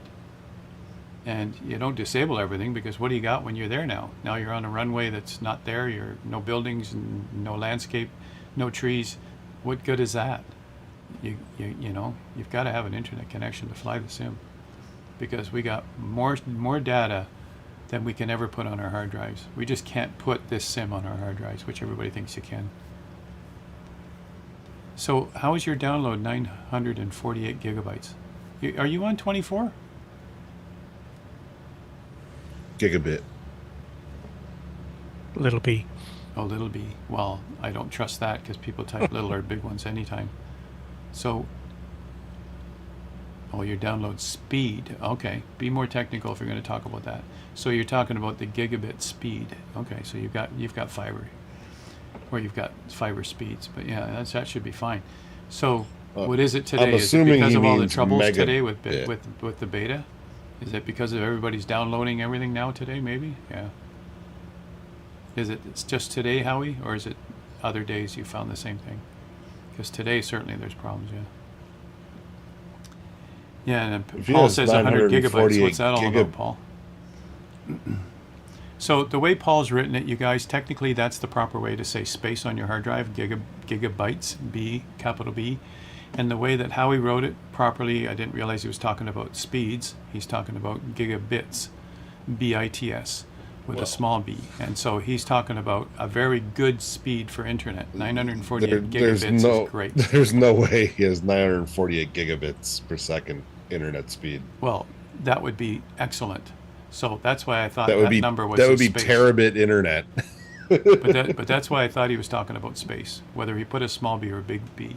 But that's the difference, you guys, technically, what the difference between a small and big B is. So I thought he was talking about space, and it shouldn't be that big anyway. It starts out as a 16 gigabyte download. Then we also have a 16 gigabyte temporary scratchpad space that we use. And then that has grown a bit. The actual client has grown to about 22 gigabytes, if I remember, which is very small, very quick to re-download your sim. And then it pulls everything. You see that bar going across the screen. It pulls everything from out there, from their servers, all the different services it connects to, and then your sim runs. When you actually pick a location in your plane, now it's going to pull in the local scenery of that airport. And it's within 20 seconds. You should see that happening. And if that's taken 10 minutes, then it can't pull that data in, or it's pulling it in too slow. Something's going on there with your internet connection. Yeah, 1 gig is, that's a normal fiber connection, I think. Yeah. When we talk about that. How he corrected himself. He meant megabits per second. He has gigabit internet. Okay. Which Megabits. It would be nice. It would be nice to megabits. have gigabits per second. Terabit internet. I'll take it. Yeah. Let's do it. Yeah, so nothing will be able KW, to serve you at that speed. so but KW, sure. why doesn't it work for some? Typically it's internet. That's it. Because what else is there? It's a small client that they download. Everybody's got that much space available. Or maybe that's the problem. Maybe their drive is already full and they can't even pull down a 16 gig, 20 gig file. That could be it. So it's going to be just one of two things. It's going to be you can't pull down that local client, which is a small file, or you don't have internet speeds to actually pull data in. Or there's a blockage. Maybe your firewall's blocking. Most people don't know what their firewall is or what it does. Could be that. It should be open by default, but maybe that's blocking. Well, I'm not I don't know if it's completely fixed now, but I know for the first month and a half, if you were in the UK and you wanted to use 2024, you needed to do a VPN because Well, that the was at the UK start, servers yeah. was screwing up. Yeah. I don't know if that's been, I'm assuming that's been fixed by this Oh, point in time, long but ago. That was within the first week, yeah. That was their servers and their services. Yeah. That's all. I think it was longer than just the first week, but 900 should be. megabits of speed and it won't even load. So what's with that? It's now each of you in the part of the world that you are, each of you connect to an Azure server, an Azure data center for your country, and that's where you get your services, which are all distributed on their CDN, their content delivery network. So you are connecting to your local data center in your country, and that could be different and maybe not as many servers servicing your country as it is in another country. Like in the US, they have multiple data centers across the US because there are, hundreds of millions of users. In Canada, we have 2 main data centers, believe it or not. That's it. Those data centers, though, are worth billions of dollars, and they've got literally thousands of servers servicing what we need. And so it probably serves the needs in Canada just fine. But, in the country that you're in, maybe they're being overloaded, or maybe they're even unavailable because of overloading. And they have to adjust that. And they can easily adjust it. They just simply go in and change the configuration, and boom, now you got more servers available. And it's an easy KW, thing. It's an easy fix for them. KW, do you have AT&T? He's in KW says the same BC. contract Oh, now okay. for bandwidth I'm not using. It's Royal Air Force I- Menwith Hill. Nice. I've had issues. I have gigabit fiber, and I have had issues. AT&T gigabit fiber during certain like peak hours, like weekend evenings and stuff, where it just won't load. I'm trying to load into an airport. It's just hanging in the clouds. My internet So it's speed your tests internet fine. Yeah. My internet speed tests fine, and I've had a working theory that AT&T throttles me sometimes in ways specific to the sim, but I can't prove it. It also could very well just be my local CDN that I'm hitting, getting bogged down or something. I'm near Chicago area. I wouldn't think I'd have that problem, but when I've ran into that issue, I fired up a VPN and sent it out to like the Seattle area and been perfectly fine. So it's definitely not my internet connection. Yeah, Charlie uses But- AT&T and his works fine. But that's, again, it's your connection to your towers, right, Charlie? But you're in a different part of the world than Yeah. Ace is, right? A different part Aaron, of USA yeah. than Ace. That's RAF Menwith Hill. Apparently, it's some kind of. Come on, it's Gulf Central. Look at all the golf balls teed up.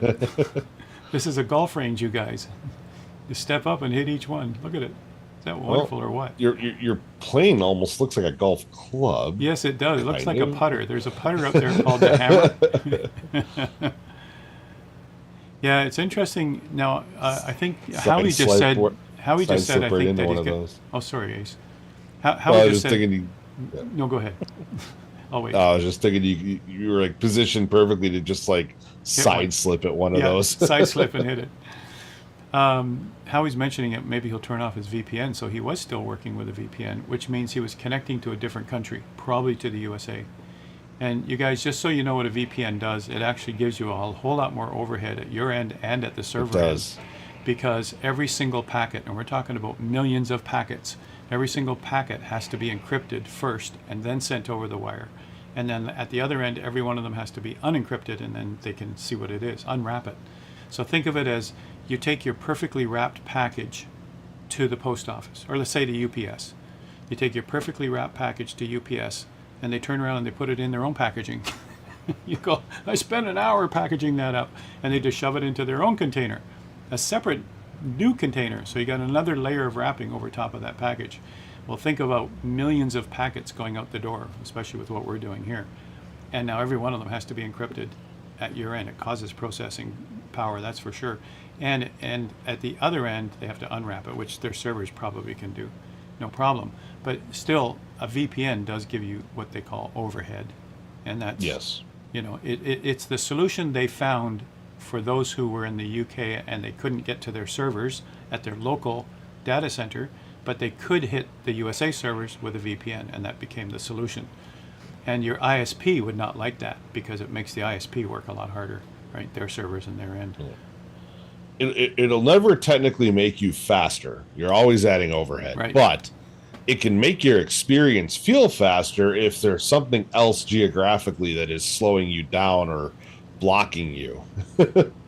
So it can help. Or they didn't have access and now they do, so it's faster. Right, right. It's faster than nothing, right? I always prefer not to game over a VPN if I Yep. can avoid it. But when I'm having issues, that's where I go to, and I've gotten it working a few times that way. Oh, the Cat 5 cable you have, Charlie says, yeah. Cat 5 still used in most companies because they're not going to spend the money to upgrade it. Because, well, most companies don't need gaming bandwidth, right? So they're perfectly fine with Cat 5 all through the company unless they're ready to upgrade. I'm still running Cat 5e throughout my apartment. Yeah. Same here, you do guys. you Coming can do here gigabit into my over studio. Cat 5e still- just fine. Yeah. I loaded 2020 yesterday and it reset my config file no less. Spent a few hours just getting 2020 working again. Wow. Horrible company with terrible software and support. Getting worse and worse. KWS, I'm sorry to hear that, man. A lot of us have been enjoying it and having fun, and we hear there are people with troubles, yeah.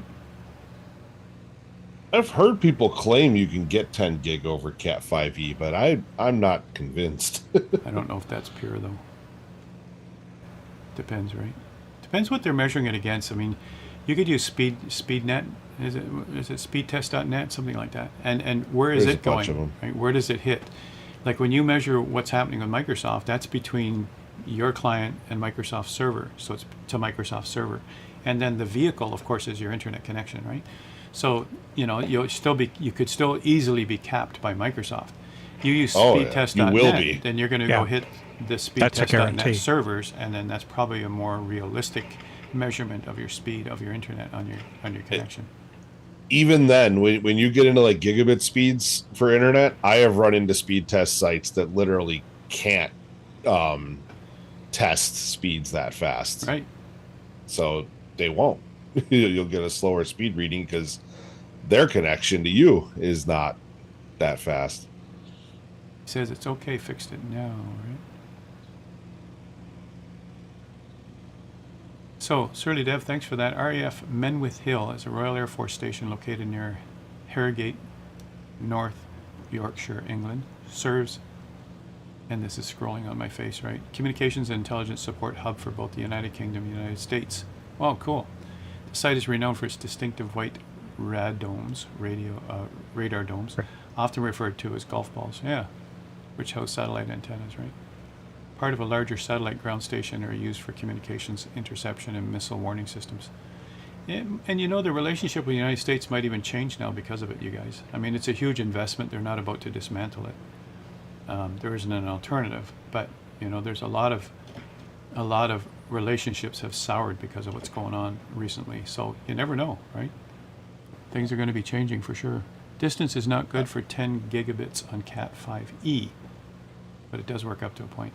Yeah, I have it just between my house and here in the shed. The shed is actually attached. This is turned into a studio. It's been expanded and drywalled and all the rest of it. And I put permanent wiring in it too. So it's probably within 30 feet, which is perfectly fine. Right? I saw no degradation at all. You're probably not doing 10 gig over it, though. You're doing gigabit, right? You're fine with gigabit. I'm fine with gigabit, over yeah, 5e. absolutely. Yep. 10 gig, yeah, your run is going to be, I don't know. Can you get 30 feet, Aaron, with 10 gig on Cat 5e? I I can't doubt remember it. the distances. Yeah, I'm trying to think about it. We used to know all that. We used to be able to quote it, but now I've been out of it for a couple 5 years. gig, you could. Cat 5e could do 5 gig, to my knowledge. So maybe Microsoft has all of Canada throttled and capped speeds. It's possible. I wouldn't put anything past Microsoft. They've got to manage it. But their Azure administrators are the ones who manage it. They can easily, from a web interface, change things in a split second.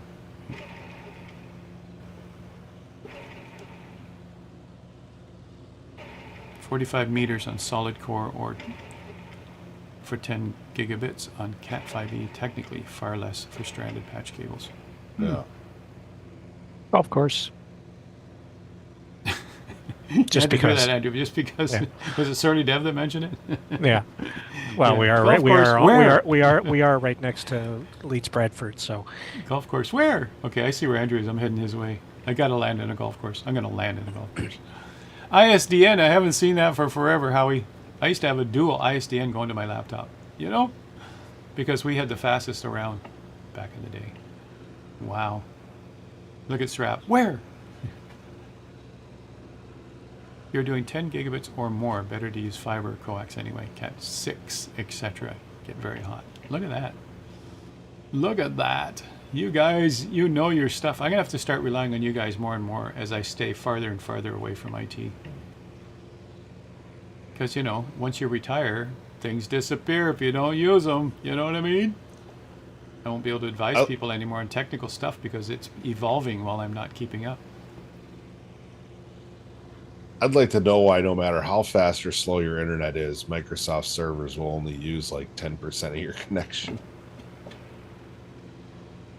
Well, they certainly have to throttle how many connections. You think about it, like in an Azure database, there are services that are running, maybe it's platform as a service. They could have 1 million hits in a second. You know, they could. There's customers all over the world. I mean, it depends where their data center is, but they have to manage that. They have to load balance it. They have to figure out how many services need to be running. And that was the problem on launch day. They didn't plan that properly. It was a big mess. And it was obviously something to do with either the cost of it. They said, we're not going to give you any more budget for that. So here's how many services you're going to run. It's something like that. Or there's just a mistake on the part of planning. I didn't hear about anybody getting fired, so I don't think it was an incompetent thing. I think it was just a money thing. Here's your budget, you know. Hope gaming apps like Photoshop, Lightroom, etc. use better Linux compatibility someday, right? Well, you might be surprised to hear that even the Microsoft Azure databases, not databases, the Azure data centers are a mix of Microsoft products plus Linux products. I'm serious. We had to all get qualified on Linux because we had to all support it as Microsoft's qualified technicians. And so you might be surprised how much Linux it really is out there. So you installed the Phoenix, it took about 20 seconds to load. Okay, probably the first time, right? Probably the first time, and then after that probably loaded faster, right? Hoping Steam OS picks up again. That's all you need, KW says. Yep, that's actually true, Surly Dev, yep. And it's also because the Windows overhead. I mean, Linux machines run more efficiently, as many know, because they're Linux technicians. Definitely. But the technician has to know how to manage it in whatever iteration it is. It could be platform as a service, but it could be infrastructure. Most of us would opt for infrastructure, so we have control of the whole machine. But anyway.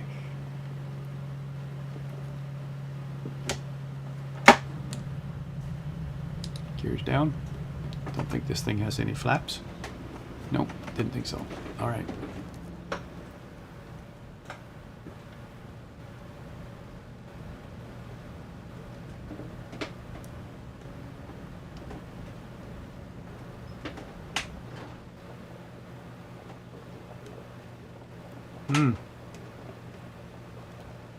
Guess I better go back inside. It's harder to do from outside.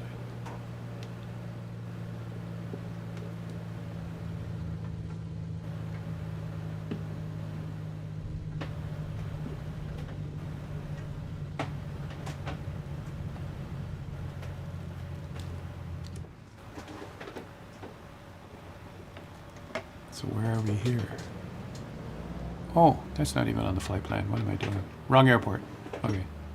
Or is that waypoint just a waypoint? I saw someone here at the airport, so I headed here. All right.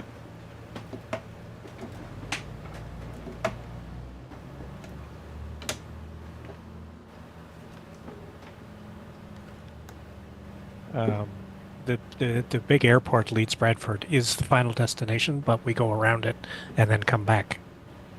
Oh, is that what it is?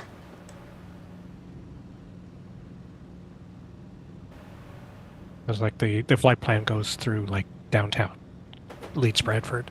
I see. And then, so we are and coming then we back go, here. Okay. yeah. And then we go farther down over to Wayne House Tower, and then we come back to the airport. Oh, Dr. Notham was just near a nice tower, and we missed it. I'm not sure I have the end of the flight plan. Echo Golf November Mike. 15 minutes from your house. No kidding. Is that the one on my screen right now? That one? That Wayne House Tower, Grubius?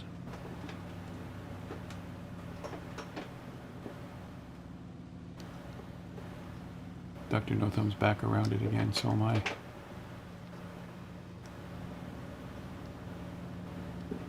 go back over to Dr. Notham here. Cool. 15 miles from your house. No kidding. No kidding.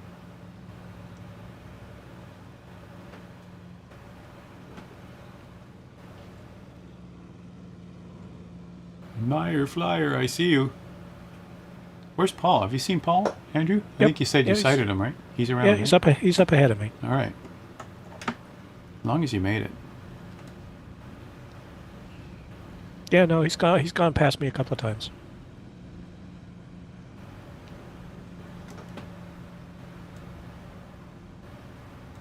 I'll just pass Hermit here too, is also in the DA-42. I'll be landing on the grass, you guys, so don't worry about me. I won't be in your way.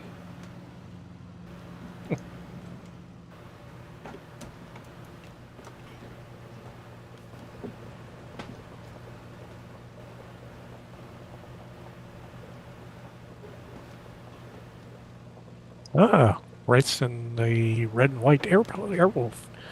Bell 222, nice. I have no idea what that's going to look like when I get to see him, because I don't have the 222, but probably be a funny looking Bonanza.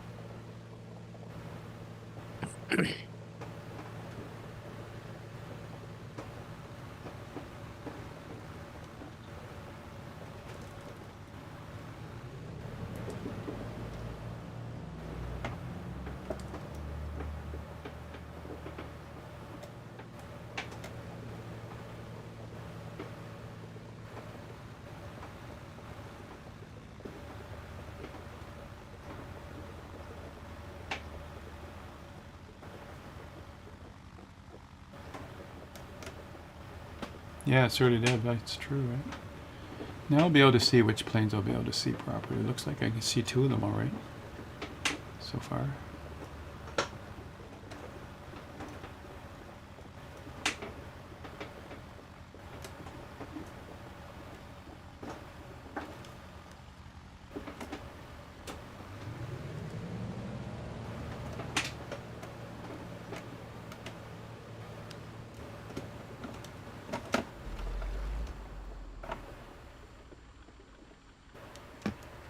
Hey, Mike. How you doing? Mike! How is everyone? How's it going, Mike? We're all frustrated. All of us. Maybe only me. No, there's a few people who can't even fly today. They're having troubles. Or they've had that whole beta mess. You know what I mean? So look at that. That one's coming through properly. Nice to see. DA-42 looks great. This looks like it's supposed to. One of the goose variables, is it? No. Albatross? No. Skinflints, what are you flying? Looks like the goose. But I That's don't know which albatross. variation it is. Yeah, it's albatross. That's the albatross. Okay, so I should have gone with my gut feeling. Ah, yeah, this part back here. tells us, yeah. And It's the way windows. too big. Yep. It's way too big to be the goose. Yeah, well, the goose is a big lumbering thing, right? You look inside. Ooh, it's Yeah, nice a lot inside. Look. It's very small compared to the Ooh. albatross. Ooh, look at that. Guess I'm in the head now. Okay, let's go forward. Ooh, nice. Ooh, nice. Even here, it's got extra seats up front. Look. That's nice. The albatross is going to have to fly that baby. I see, Meyer, you are in the... Guess what he's in, Andrew? He had to. That's the new mod. Is that the newer version of the mod? Oh, there we already there. All right, let's go find some more planes. There's my plane. You guys already saw that enough. Let's watch some people coming in. Well, that's good to see that these things are showing up as they should.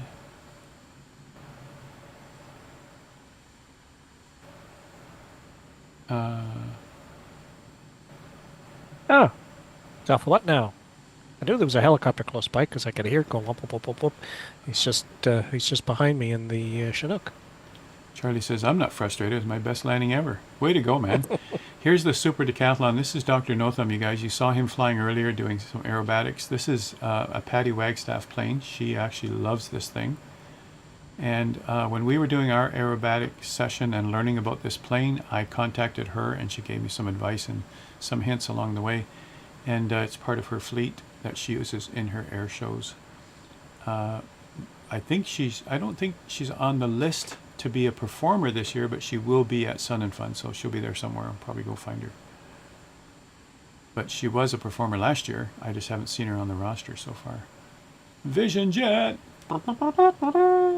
We did a lesson on that not long ago, a couple of weeks ago. Go check it out. Let's see who else has joined us now. All right, everybody's starting to come in. Let's come over here and watch Ace come in.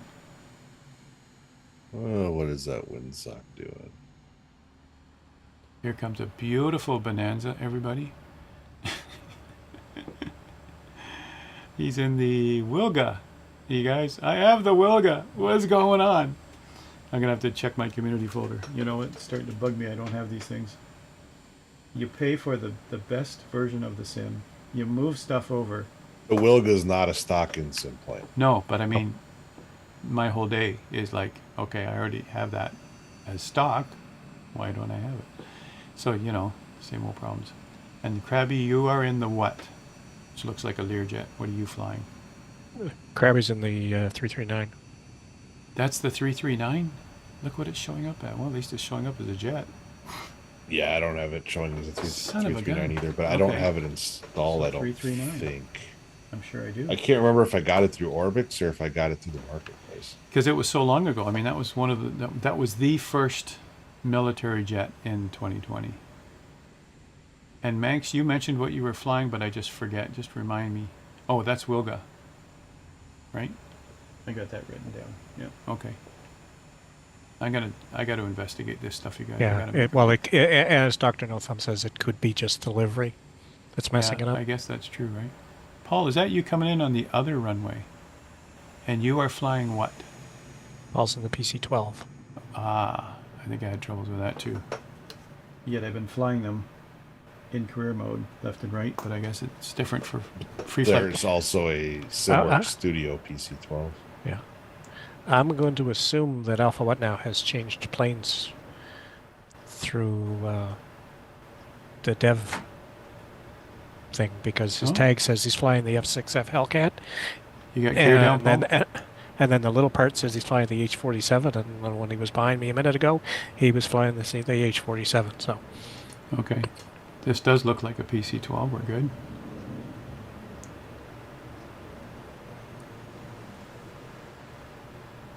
Beautiful. Who's coming in? FW Rider, Rumpelzuck, and Ace is coming in. Straps behind him too. Yeah, Mike, I do too. Except, you know, today I'm flying the Duck, which most people don't have. So, FW Rider says, I'm going to do an off-airport landing over there. Rumpelzuck is in the Draco, and that's supposed to show... I just saw someone else in a Draco, and it was fine. Now it's showing up as a VL3 or something, right? So it must be a livery thing. Or it could be, Andrew was saying, a dev mode plane swap. Ah, right. Dev mode plane, right? Ace of And then Spades you is still in the get- twin, the DA. This is the cows version, right? DA 42? Yeah. It's the only 42 there is. Okay. Just making sure. Beautiful. Showing up properly, even though it's pure white. SRAP is in the... Doesn't A lot say. of the 40, a lot of the Looks like a DA's PC-12. liveries are all white, are white mostly anyway. Mine's not, but the livery matching is terrible. Never been great, so. But at least if the shape of the plane comes through, I'm happy with that. At least it looks like it's supposed to, right? Is this a Navion we got going here? Yep. Definitely Navion. Twin. FW, yep. Yep. Navion, right. Looking It's the good. twin Navion. That's looking like it should. Straps in the Kodiak. Okay. Kodiak. I own it, but maybe it's not in here. Guys, I gotta fix all this stuff for the next stream. There's been at least one update for the Kodiak 2020 variation, but still. Yeah. Chalk's coming in on the other side. Who's coming in on here? AP.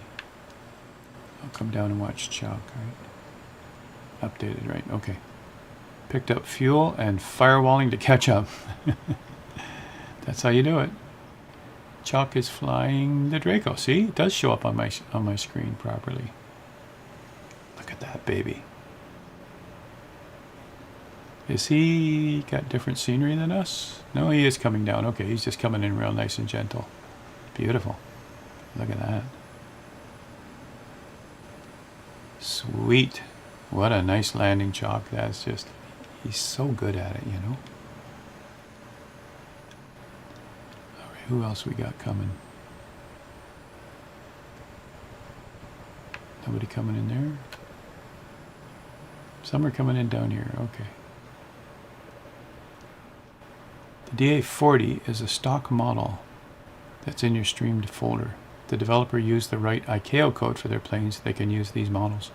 There's always been that problem, Dr. Notham. We found when we used the M3 tool that a lot of developers aren't using the proper ICAO codes, right? Still the same problem. VIP, whatever you're flying, we've only got a carcass left. Did you have a fire? Ah, there we go. Hey, look, the Chinook shows up properly. Yay! Complete with moving rotors. Yay! I just put that in the other day, and I actually flew it Thursday. I was flying this. So that actually is working properly. Nice to see. Beautiful. But look how far, I just get this far away and look what it looks like. Oof. Oh, I can hear it too. Just barely. Sweet.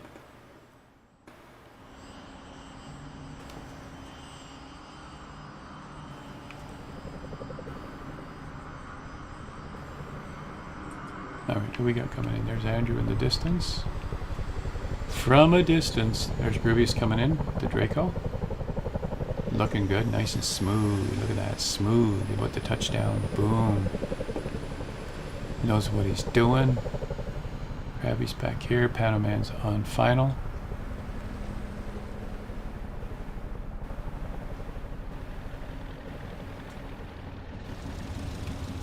DNH must be in the stock Chinook. Because I'm seeing a Chinook and I don't have the payroll.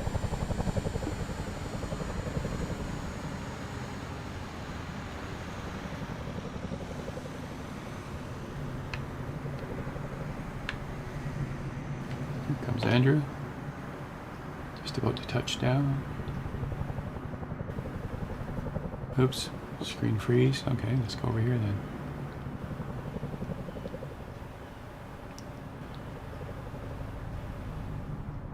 Wow, I'm following you and you keep going back. It's a multiplayer thing, I think. You're in a tail dragger, Andrew? Yep. 140 maybe? 185. Okay, 185. Probably said that earlier. It keeps disappearing and coming back again, but Yeah. how is it no, that I have the 185 showing up properly? Everybody has the 185. There we go, there's why. Okay. The Avanti P180. Yes, Kata, and so am I. I am too. Super Ty said I had to get it. I think it was Super Ty. He said, I have to get it. So I did. Look at this collection. So Alpha What Now is in the stock one. Ace, he's in the stock one, and that's what it looks like. It just kind of blurs the top rotors and doesn't. And then VIP's in the CH47 from Miltech. That's interesting because I do see both of them. DNH in a Chinook, Yeah, I see both of them. and I don't have the Payware Chinook. Neither do I. So Oh, really? they must be using the same ICAO or something so that it shows up Right, as the stock Chinook. right. So Panoman says that's a fun plane. Kata owns it. I own it, but I haven't flown it yet. Yeah. And Super Tai says it's brilliant. Well, I took your word for it, Super Tai. I did get it. I just haven't had a chance to fly it yet. I'm focusing on our latest lesson. So you guys, you can see some of you are out on the tarmac. Come on out on the tarmac. We'll stand in front of the planes and we'll get a nice group shot. There's Paul out on the field also. Let's see where we could go. I'd say pretty much over here is the biggest cluster of planes. Maybe where FW Ryder and Srap are, right? We can examine a taxi, or we can examine a runway light again. So follow Srap, you guys. Like we've done before, Ace. Let's all examine the light, yeah.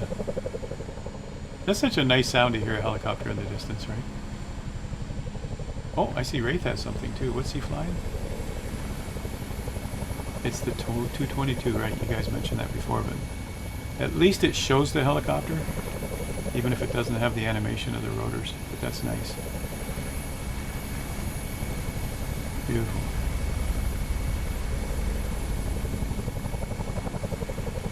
Yeah, the static rotors. Yeah. Should take a picture with each of us standing in front of our planes. Okay, Charlie. Well, we could do that too. Yeah. Great idea. I mean, I didn't pay attention to my avatar, so who knows what it is. Didn't think it was a big thing, right? There's Andrew doing a breakdance. That's the only time you'll see Andrew doing a breakdance, you guys. Oh, now he's moonwalking. That's really good, Andrew. You're good. Right on the runway. He's doing a runway moonwalk. We should put some music to it. Okay, so I don't see the Wilga as a Wilga, but I don't believe I have it installed, so that doesn't surprise me. There's Andrew. Krabby, He's taking a picture. Okay. Krabby's not in the 339 anymore, he's in the Cap 4, because that's what I see him as.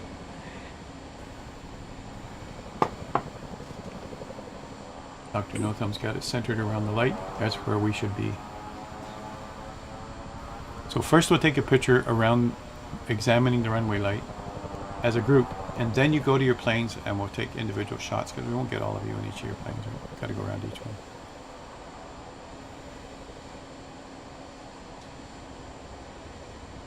Tell Paul to, Charlie says, tell Paul to stay off the runway. Stay off the runway. He's right down the middle. He's gonna bring the next plane in, right? He's gonna marshal it in. Who's that down there? Little Trader 44. Little Trader?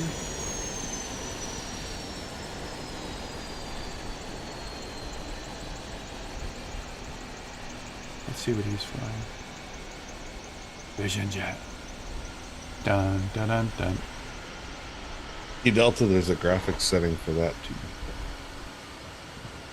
If you go into your settings and go to your global rendering quality, go down to the bottom. Say that a bit louder, Ace, for everybody. All right, if you go into your settings and you go to your global rendering and you go down to the bottom of the list or near the bottom, there's a category called characters quality. You also may want that on Ultra.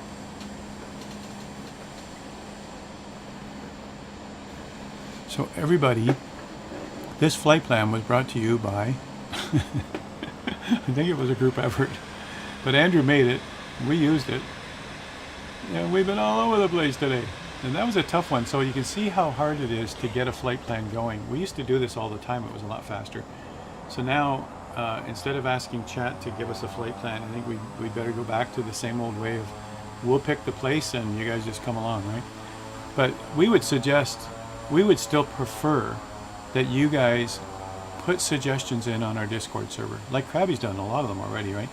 And aim for, like, put it into a little nav map, go and see what the ETA is, and aim for 2.5 hours is perfect. 2 to 2.5 hours is perfect. And the way to do that, you guys, when you make your flight plan, which is very easy to do in this program, when you make your flight plan, now when you see it over here on the left, just move over like this and just see what the ETA is. All right, so look over here. There's my ETA all the way for the whole trip. And you can see this one said 1 hour 39. Well, by the time we finally got going, that's what, didn't have to be 2 hours, but try to aim for 2 hours or 2.5 at the max. All right, because I usually, when I'm making them ahead of time, I usually shoot for about an hour and a half, hour and 3/4, because that usually ends up being like 2.5. Right. And Surly Dev says he CTD'd again for the 4th time in 3 days. I wonder what that's all about, right? The first time it happened to me, you guys, in 24 was when we added this new world scenery. And apparently a lot of people, same way. As soon as you've added it, all of a sudden freeze, and all of a sudden, boom, crash to desktop. Then you start it up, and it's never been a problem since. But something about pulling in that new scenery update was like, ooh, something happened. But anyway, I'm just giving you an idea. I'm hoping you would be encouraged to come in here and make your own flight plan. Just pick a starting airport, pick an ending airport, and then stretch the bands all around. All right, and that way, here I'm just going to say new flight plan. And you don't have to be on Xbox, of course, or if you use Xbox, you can use this on a laptop or a PC. And I said new flight plan, so that, I could just go to any airport. Let's say this one, right? Click it and say depart. All right, and that puts it over in the flight plan over here. That's my departure. And then find your ending one. This is the fastest way to do it. Find your ending one that you desire and call that your destination. All right, now it wants it. Oh, I said pick the runway and the destination. Okay, but you could just say destination up here. So it could be as simple as that, and now export it. But what you might want to do is start stretching it like this. I'm going to click it, move it over, and put it on that airport. All right, and it puts it right into your flight plan. I'm going to click it here and put it to that airport. So this is how you can make a flight plan. And even if we want to modify it from there, at least we've got your idea of where we could fly next. And you would just take that now and export it. Give me 1 second, Andrew, and I just want to show everybody, because not everybody has seen this before. Just export it.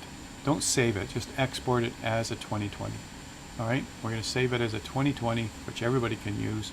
Wants me to select my starting position. You can pick anything. I usually pick fuel.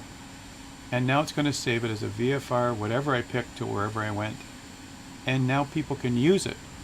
Now go to your Discord, go to our Discord server and upload it into the appropriate area. And I'll just give you an idea where that is, and then we'll continue on with any other conversation here. Hold on a second. I just want to break the thought here of how to do all this. So we're on our server now. We can go to Flight Plan Ideas. When they're grayed out, it's hard to find them. Just a minute.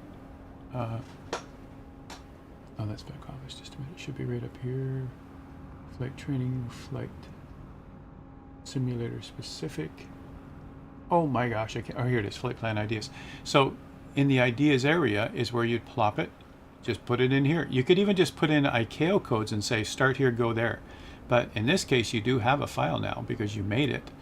And we can go there, pick it up, and now you've actually included it. That one I just threw together. I have no idea where it's going, but there it is. And we can grab that and make it into our next Saturday flight. And if you want to make it even more elaborate, you could take a picture of it like this. All right, if you could actually see it in here, wherever I went. Oh, there it is. So you could do that, to zoom in a little, maybe like that, and you could take a picture of it just to show people what it looks like. I would just do something like that, and then you could upload that also just to give us a picture of what it looks like. But that's more elaborate. We don't expect you to do all that. We just want you to get that flight plan into our face, right? Let me just go back over here, 24, down to here. Oh, it'll be in desktop probably, I guess. Maybe here. Right there. And you could also upload that just so that we can see a picture of what you're suggesting, right, and where you're suggesting it.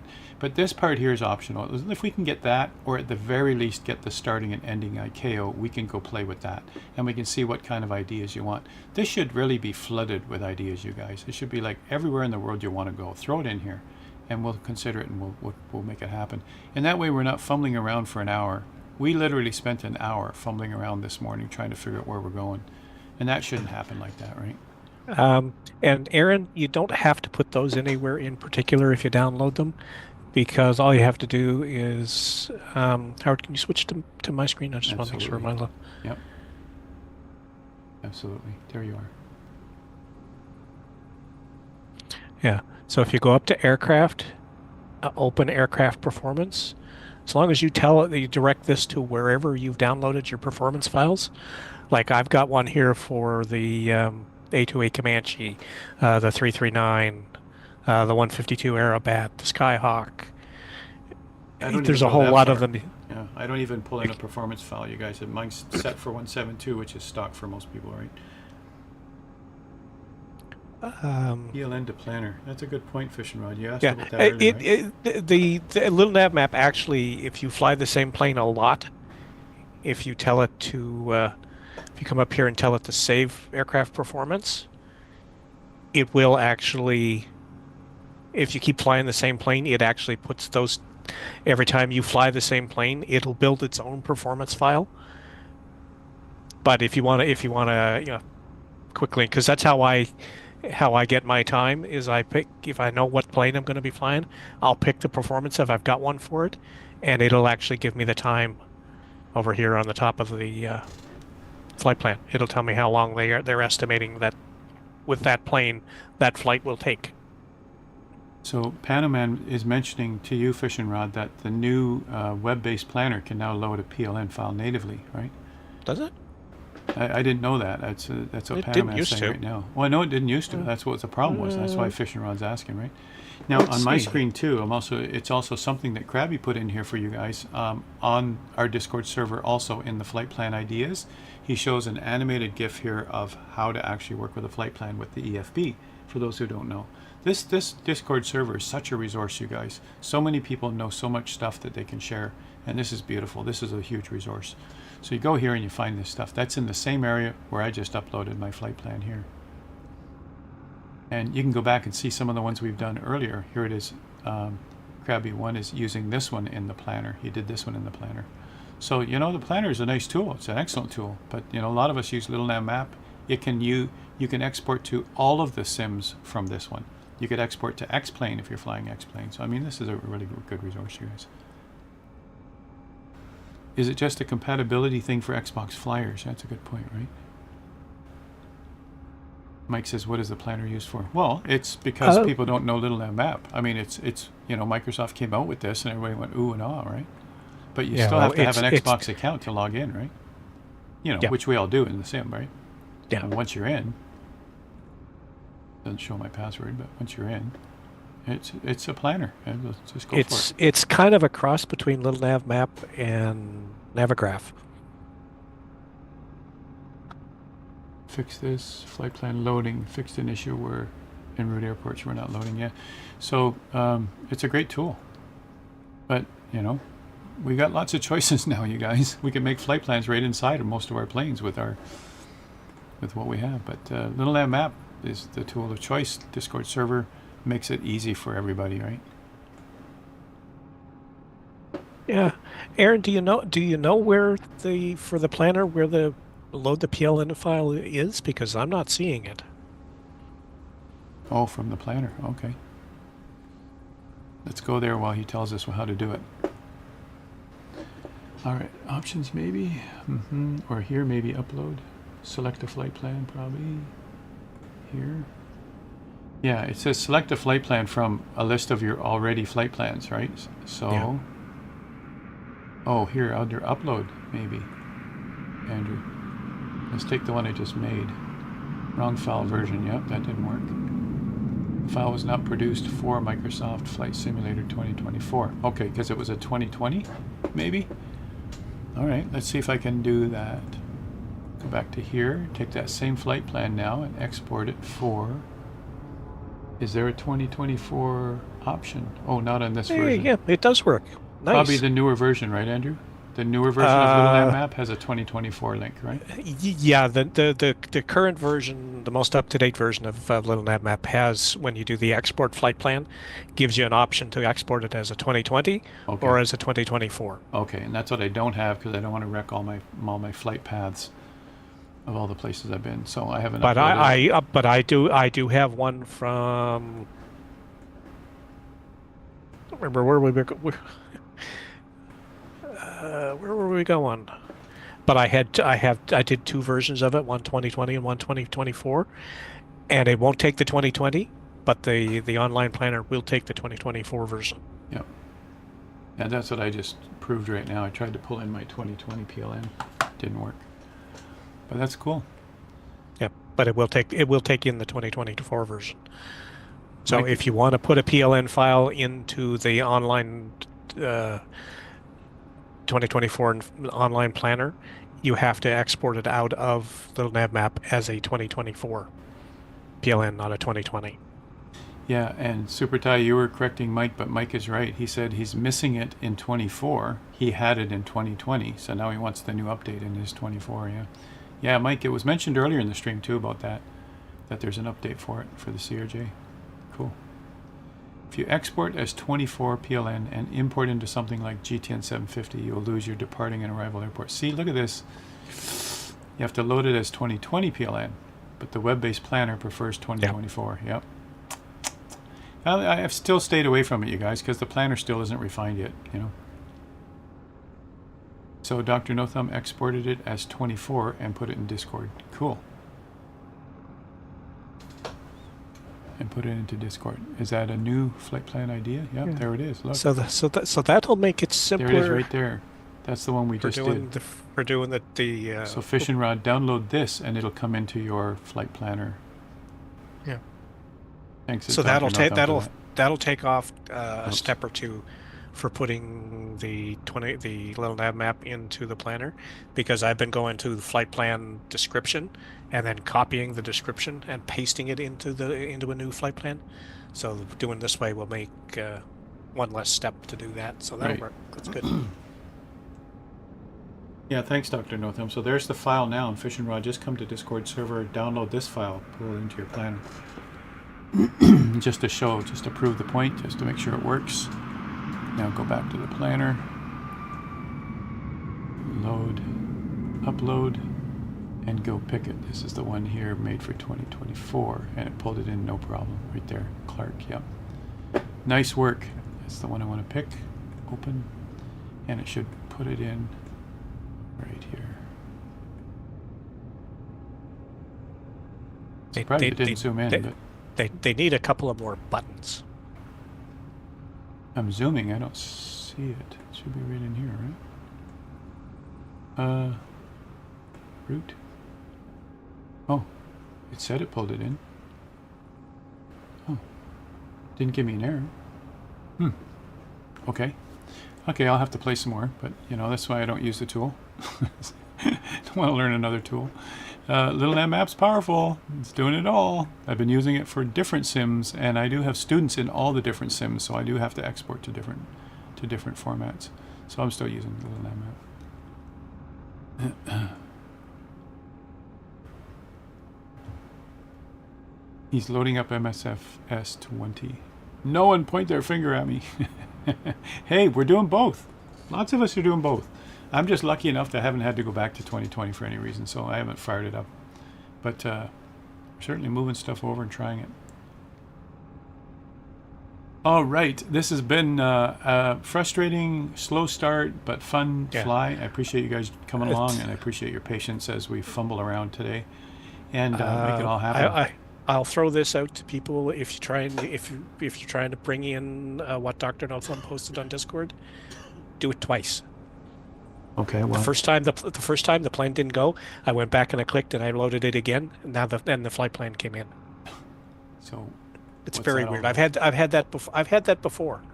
Whereas if you load the flight plan like especially if you've done one with a description, the first time doesn't give it to you. If you load it again, then it then puts the flight plan on the planner. It's very weird. Yeah, that's the stuff I don't have patience for. Sloppy. So, you know, they'll figure it out someday. Okay, certainly look good in the brochure, right? Okay, you guys, sorting out bugs. You might see me this morning on Kata, if you're on right now, we will move over to you. We're going to run credits. She's not. Oh, she's still sorting out bugs still. Yeah. So Panaman says, yeah, loading flight plans twice is a thing. Okay, then. Yeah. Lots of fun, so little time. Dr. Nothan, we really appreciate all you do for the stream. You do a lot for us. Your visuals, your flying, your help, so like you just did just now. I really appreciate it. Thank you. Tuesday lessons, Strap, you're absolutely right.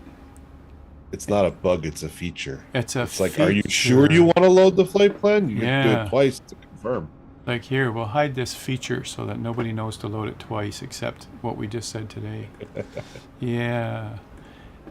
Great flight despite the issues. See you on Tuesday. Thanks, Super Ty. We'll see you then. And ending the stream and taking off in real life. What do I watch now?